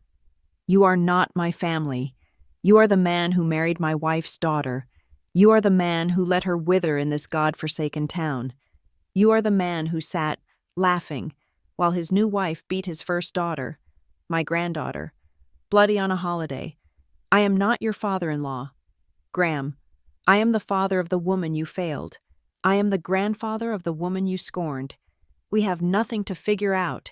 You will sign the paper." Graham recoiled as if he'd been slapped. Marla, seeing her last line of defense crumble, turned her poisoned gaze on me. "This is you," she hissed. "This is what you wanted, isn't it? To see us in the gutter, revenge. After all we did for you, you were always a toxic, ungrateful." "This is not revenge, Marla," I said, my voice cutting through hers, sharp and clear. "Revenge is a hot, stupid, useless emotion. This," I tapped the table, "is an audit. This is data. This is a structural correction." I looked at all of them, at their broken, ruined faces. "My whole life, you've made me invisible. You've taught me to beg for scraps. But out there," I gestured to the window, "I learned that you don't beg. You build. This isn't a trap I built to pull you down. This is a bridge. It's the first and only bridge I will ever build for you. It's a path, from the lie you live in, back to some kind of truth. Piper is already on it. The rest is up to you." Marla stared at me, her eyes narrowed. "And what if we don't want to cross your bridge?" I smiled. It was a cold, thin, tired smile. "Then you can stay where you are, Marla, and the law will cross for you." Reeve cleared his throat, pulling the room back to its legal center. "So," he said, tapping the document, Path 1 or Path 2? I need an answer, because in 5 minutes, my paralegal is legally required to mail our intent to file notice to the DEA's office for the end-of-day courier. The trap was sprung, but the door was open. It was a perfect, ethical, and legal checkmate. Graham grabbed the pen. His hand was shaking so badly that his signature was barely legible, but it was there, Marla, her face a mask of stone, signed hers as well, a single, angry, jagged line. Good, Reeves said, blotting the ink. Now, the terms. You have 72 hours, beginning, now, to liquidate and deposit the first payment of $70,000 into the Red Haven Public Interest Fund. The full amount is due in 30 days. If you miss a single payment by 1 hour, this document becomes void. And my client? He nodded at Elias. Proceeds with Path 2. Do you understand? They both nodded, numb. We're done, then, Reeves said. Not quite, Elias said. Pulling one last document from his own personal briefcase, he slid it to Reeve. One more item. Reeve put on his glasses. He read it. His eyebrows shot up. Mr. Moore, he said, this is a full transfer of asset management. You're turning over the entire... Oh, my... Elias looked at me. The Moore Family Trust, your portion, has been in suspension, as of this morning, at 9 a.m. It is no longer suspended. As the primary trustee, I am ceding all management and dispersal authority to you. Arden, it's yours. Lillian's $50,000, plus interest, plus the market gains. It's a substantial amount. The paperwork is all there. He slid the portfolio to me. I didn't open it. I knew what it was. It was the compensation. It was the imbalance. Finally, mathematically, corrected. Graham was watching, his eyes wide. He saw a number. He saw salvation. He saw a way to pay the 72-hour bill. Arden, he began, his voice a hopeful, pathetic wheedle. I didn't even look at him. I slid the portfolio back across the table to Reeve. I don't want it, I said. Elias looked at me, stunned. Arden? I mean, I don't want the cash, I clarified. I don't want to manage it. I'm a data scientist, not a fund manager. Mr. Reeve, I want to set up a new dispersal. I want you to keep managing the principal, but I want 100% of the annual interest, and all of it, to be donated, anonymously, every year. To where? Reeve asked, pen poised. The Red Haven Community Clinic, I said, looking at Graham. The one that provides free care to the families on the ghost list. And there it was. The final, perfect, closing of the loop. I would not pay their debt, but I would, with my own stolen money, pay the one they had created. Graham made a sound, a small, strangled noise in the back of his throat. He put his head in his hands, and for the first time in my entire 28-year life, his shoulders began to shake, and he made no sound at all. He wasn't laughing. He was, I realized with a jolt of profound, terrifying shock, weeping. He was, finally, truly, ashamed. We left Reeves' office in silence. We did not walk out together.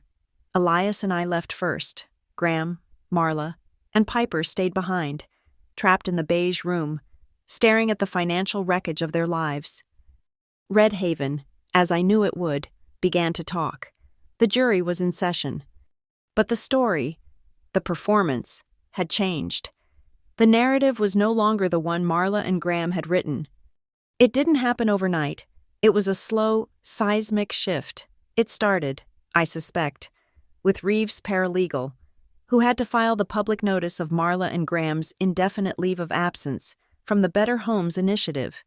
It was then amplified by the poor, overworked clerk at the county office, who had to process the sudden, massive $70,000 anonymous donation back into the Public Interest Fund, a payment made exactly 72 hours after our meeting. Money moving that fast in a town this small isn't a secret. It's a sonic boom. The gossip that had been Arden Vale that ungrateful, arrogant daughter, started to curdle. It turned into, "Did you hear? Something's wrong with the Better Homes Fund," which then morphed into, "I heard Graham and Marla are being investigated." The performance was over. The audit was public. The backlash, swift and brutal, landed squarely on the only person in their family who was still publicly visible, Piper. Her social media, once a curated stream of selfies and new purchases, became a cesspool of public vitriol. The same people who had once envied her now turned on her. "Where'd you get the money for that car? Piper?" "My mom applied to that Better Homes thing for a new roof and got rejected. Now I know why. Like father, like daughter, a family of thieves." I was back in my motel room, packing my bag. When I saw the first wave of it, I had been planning to leave Red Haven, to let the legal process grind away without me. But I found myself pausing. I watched Piper's account. I watched as she, in a panic, deleted her entire digital life, every photo, every video, every post, gone, an act of pure, terrified erasure. I thought about the girl who had handed me the napkin, the one who had confessed to a hashtag while her world was burning down. I opened my phone. I didn't text her. I sent her a secure, encrypted message through a service I used for the lab. She was smart enough to figure out how to open it. The message was one line. "Stop reading the comments. They don't matter. Just do the work." I signed it. Arden. I didn't know if she would listen. It wasn't my job to save her. It was just data, a single input into her system. The 72-hour deadline passed. Reeve confirmed the first payment was in. "They sold Marla's jewelry," he reported, his voice dry, "and emptied their savings. They're still short. The big payment is due in 30 days. The house is next." I stayed in town. I couldn't leave. Not yet. Elias had moved from his undisclosed location to the Red Haven Inn, a small, respectable place on Main Street. He was, as he put it, supervising the audit. We met for coffee the next morning. He was reading the Gazette, a small, satisfied smile on his face. "The play," he said, "is not well reviewed." I was worried. "What about them? Graham and Marla?" Elias folded the paper. "The house on Sycamore Street, I've heard, is putting on a new performance, a tragedy, in 2 acts. Act 1 is Marla, in a state of pure, uncut rage. Act 2 is Graham, in a state of pure, uncut paralysis." He was right. The word from Reeve was that Marla had a plan. Her plan was to run. She had, apparently, suggested to Graham that they simply leave, empty the remaining bank accounts, get in the car, and drive to a state with no extradition treaty for this level of white-collar crime. Forget the gala, forget the house, forget Piper, just erase the board. It was, I had to admit, a very Marla solution. But Graham wouldn't budge. Why? Not because of honor, not because of a newfound morality. He wouldn't run. Reeve told Elias, because he was still clinging to one last, pathetic thread of his old life. He was clinging to the invitation. He was still obsessed with the West Bridge Gala. He still believed, in some deluded, rotted corner of his soul, that if he could just get on that stage, if he could just be seen at that podium, he could fix this. He could perform his way out of it. He saw it as his last lifeline, his one remaining file of social capital. He was an addict, and that gala was his next hit. He was willing to risk jail, just for a chance to stand in the light. He was, for the first time, defying Marla. Not for me, not for the truth, but for the spotlight. Elias and I left the coffee shop. The air was cold, and the sun was weak. "I need to go somewhere," he said. We drove in his rented sedan, in silence, to the edge of town, to the Red Haven Community Cemetery. It was on a windswept hill, overlooking the rail yards. The grass was brown and frozen. We walked, our feet crunching on the dead turf, to a simple granite headstone. Lillian Moore, 1928-2013. The books are closed. Elias stood there for a long time. He had a single flower in his hand. Not a white tulip. It was a single, perfect, Blood-red dahlia, the flower for those who arrive late. He said it, very gently, at the base of the stone. She knew. You know, he whispered, his back to me. About Graham. She knew he was a vessel with a leak. She loved your mother, and you. She thought her love could caulk the seams. He sighed, his breath a white plume in the cold air. She would have hated this. No, that's not true. She would have hated the mess, but she would have loved your audit. She would have loved the precision. We stood there, 2 data scientists, a grandfather and a granddaughter, paying our respects at the grave of our bookkeeper. The empty seat, I said, my voice quiet. At the ceremony, I had hoped you would be in it. He turned to me, his eyes bright, the wind pulling at his silver hair. Arden, I was never going to be in that seat. That seat wasn't for me, and it wasn't for your father. What was it for, then? It was an ides, he said. It was a reminder. My mother, Lillian, she used to say that most of the world's problems were caused by people showing up to the wrong things, at the wrong time, but that the second worst problem was people not showing up at all. He looked at me, a real, warm smile touching his face for the first time. The empty seat speech, that wasn't an insult to them. Arden, it was a responsibility. It was a promise that you would not be the person who fails to show up, and that is a very, very different thing. He was right. I had built the table. I had left the seat open. I had not, however, required anyone to sit in it. A call came 2 days later. It was from Reeve. An update? A curious one? A new payment had come into the fund, a significant one. It wasn't from Graham or Marla, Reeve said. It was a wire, from a regional auto dealer. Final payment on 2024 V-Class luxury SUV. It was Piper's car, the one from the condo invoice. She sold it.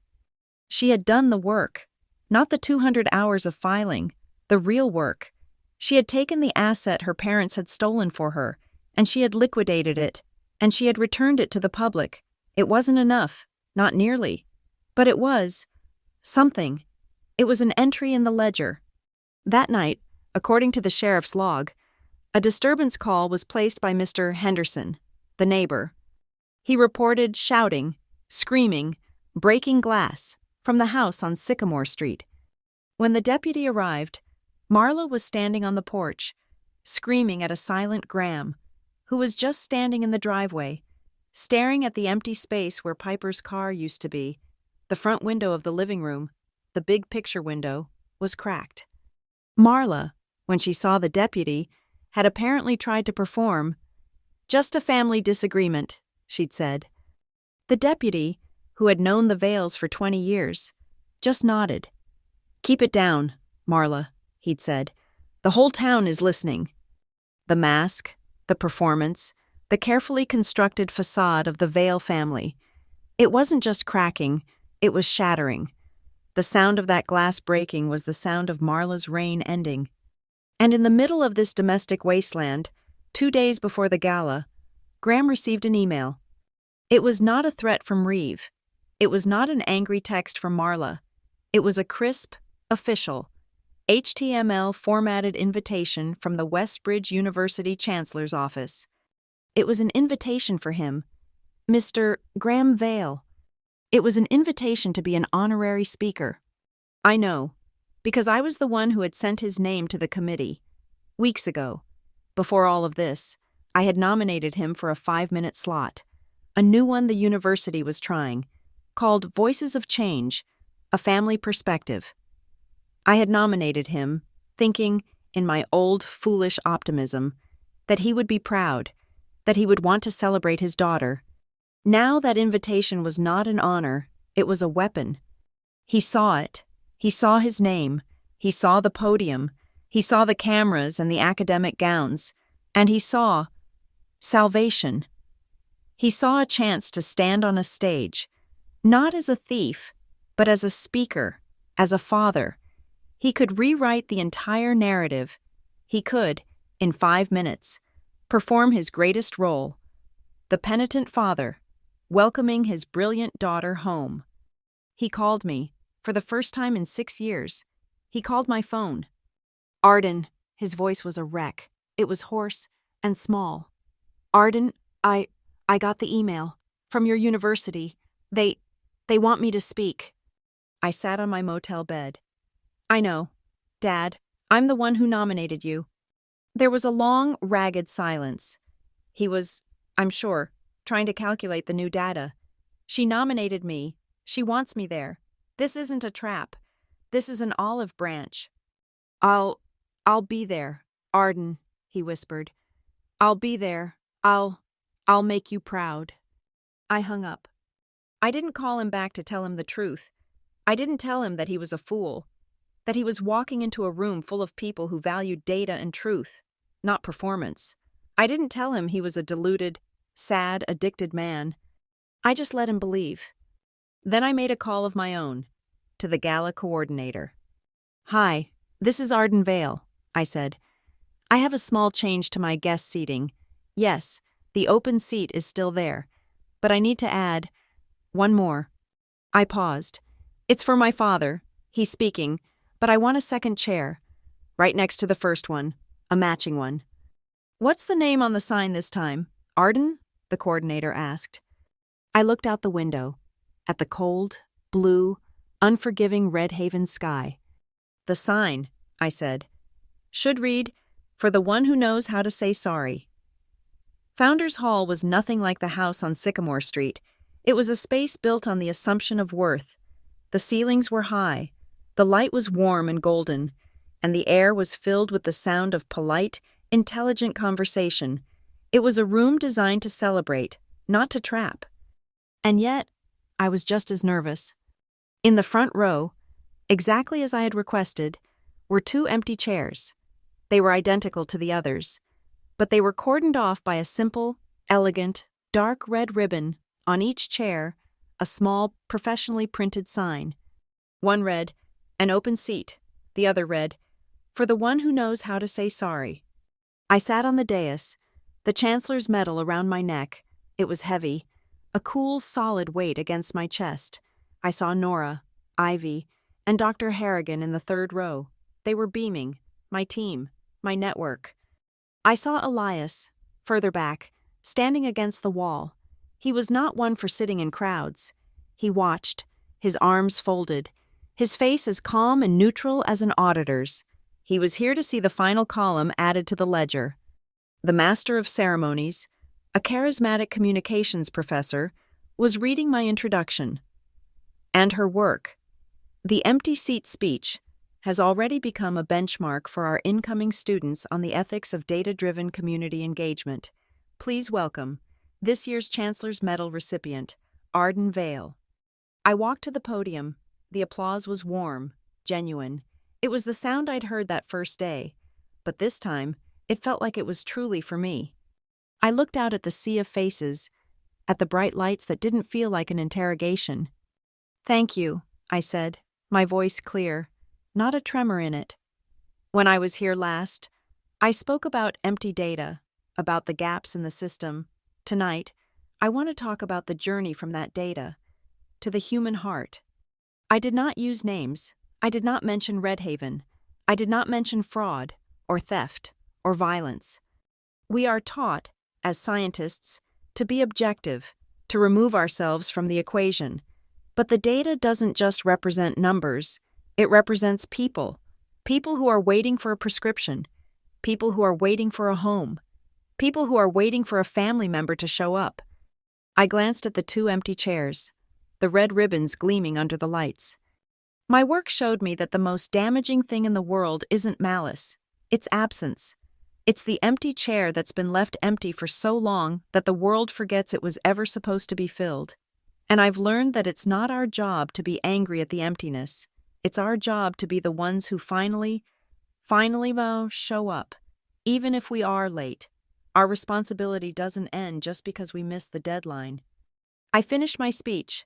The applause was louder this time. I stepped away from the podium, my heart hammering. The main event was over.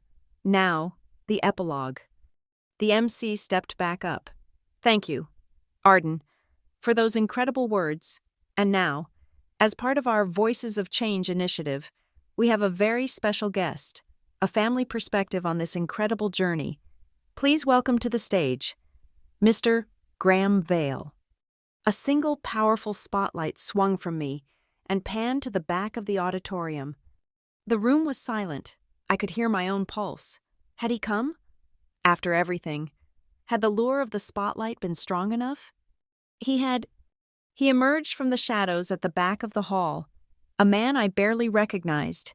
He was wearing his best suit, but it hung on him. His face was a pale, gray ruin. The booming, confident, laughing man from the armchair was gone. This man was a husk. He walked the long aisle toward the stage, his footsteps echoing in the massive, silent hall. Every eye was on him. He looked like a man walking to his own execution. He climbed the 3 short steps to the stage. His hands were shaking, visibly, uncontrollably. The MC offered him the microphone, and he fumbled it, almost dropping it. He stood at the podium. He looked at the audience, his eyes wide and terrified. He looked at me, with an expression of pure, unadulterated shame. And then he looked down at the front row. He saw the 2 empty chairs. He saw the ribbons. He saw the signs. I watched him read them. An open seat. And then, for the one who knows how to say sorry. His face crumpled. This was the moment. This was the fulcrum on which his entire worthless life was balanced. He could lie. He could perform. He could stand here, in front of all these important, educated people, and play the role of the proud father. He could save himself. Or he could tell the truth. He could save what was left. He opened his mouth. A dry, rasping sound came out. He tapped the microphone. It was on. He started. His voice was a reedy, unfamiliar whisper. He looked at the 2 chairs again, as if they were a life raft and a cannonball. And he had to choose. He took a deep, shuddering breath. He closed his eyes. I laughed, he said. The words dropped into the silent hall like stones into a well. The audience stirred, confused. I laughed, he repeated, his voice breaking, gaining a horrible, sobbing momentum. My daughter, Arden, she stood on my porch on Thanksgiving Day. She had just won this, he gestured, wildly, at the medal around my neck. And she was hit. She was insulted. She was beaten by my wife. A wave of shock rippled through the hall. I saw Dr. Harrigan sit bolt upright. And I did nothing, Graham choked out, the tears now streaming down his gray face. I sat in my chair, and I laughed. He was not performing. He was disintegrating. And that's not all. He was gripping the podium so hard his knuckles were white. The money, the public money, the ghost lists my daughter talked about in her data. They weren't ghosts. They were me. I let it happen. I let the money for the poor. I let it go. It went to furniture, to cars, to me. The silence in the room was no longer polite. It was absolute, crushing, horrified. I'm not, he sobbed. I'm not a voice of change. I'm a thief and a coward. He looked, finally, at me. His face was a mask of utter, bottomless ruin. I am not here to ask for forgiveness. I don't deserve this stage. I am here. I am so late. And I am so sorry. Arden, I am sorry. He let go of the microphone. He turned, stumbled off the stage, and collapsed into the arms of a stunned event coordinator, who just held him up. The camera, the broadcast camera, panned, looking for a reaction. It found Piper. She was in the last row, by the exit, wearing a simple black dress. She wasn't part of the family delegation. She was just here. Her hands were over her mouth, and she was weeping, silently, into her palms. My phone, on the podium, buzzed, a single, Short vibration. A text message. I looked down. It was from Reeve. She's not coming. Marla Vale is not at the gala. She is, as of 1 hour ago, on a bus to Nevada. But the wire transfer cleared. The final one. The house is sold. She signed every document, including a full resignation from every board in the state. The books are balanced. She's gone. Arden, it's over. Marla had made her choice. She did not cross the bridge. She burned it, but not before she paid the toll. The MC was speechless. The audience was frozen. Then, from the back of the room, Elias Moore began to walk. He walked down the center aisle, past the stunned faces. He did not go to the stage. He did not go to Graham. He walked, with his calm, steady, auditor's pace, to the front row. He stopped at the 2 empty chairs. From his jacket pocket, he pulled 2 flowers, 2 single, perfect, white tulips. He placed the first tulip on the seat of the chair marked an open seat. He placed the second tulip on the chair marked for the one who knows how to say sorry. And then, he untied the red ribbon, and he sat down. He sat, in the front row, in the first empty seat. He had, finally, officially, shown up. A single person began to clap, then another, then the entire hall. It was not applause for me. It was not for Graham. It was for that, for the gesture, for the accounting, for a seat, finally, being filled. I stepped back to the microphone, my own tears blurring the lights. My grandfather, I said, my voice thick, has just demonstrated what it means to show up, and in that spirit, I am announcing, tonight, the launch of the Empty Seat Fund. I looked at the cameras.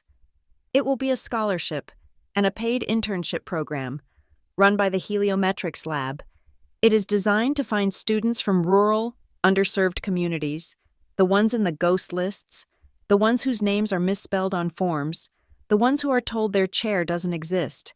We will find them, and we will hold their seat until they get here. The applause grew. And, I said, every new fund needs its first volunteer, someone to manage the database, someone who knows what it's like to be on the wrong side of the data. Piper Vale. I looked to the back of the hall.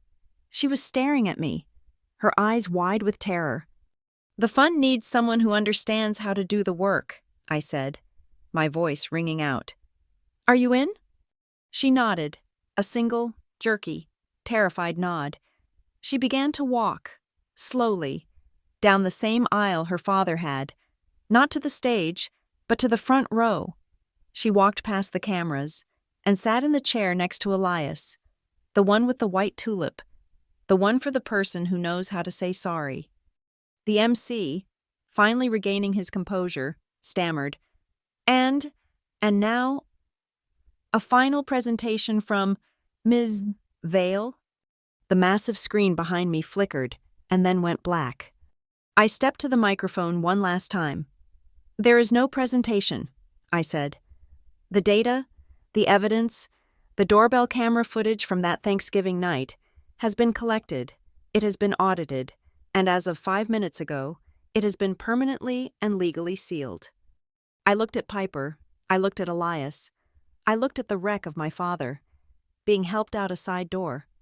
My grandfather is an auditor, I said. He balanced the books. My work is in healing the system. Justice is not revenge. It is, simply, a structural correction. The lights on the stage began to dim. The applause, this time, was a standing ovation. It was not for a victory. It was for a family, broken and scattered, that had, in its own terrible, messy, and public way, finally learned how to show up. I looked straight into the main broadcast camera. I knew they were watching. If life saves you an empty seat, I said, my voice low and clear, don't smash it, don't set it on fire. Sit down and pull up another chair for those who are late. The stage went dark. In the dim light of the hall, I saw my grandfather, sitting in the front row, pull his small, brass hourglass from his pocket. He turned it over, and in the golden light, a new stream of sand began to fall. Thank you so much for listening to this story. We'd love to connect and share. Where are you listening from?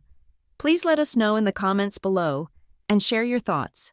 Don't forget to subscribe to Lila Revenge Stories, like this video, and give us an extra boost by hitting the hype button so more people can hear this story.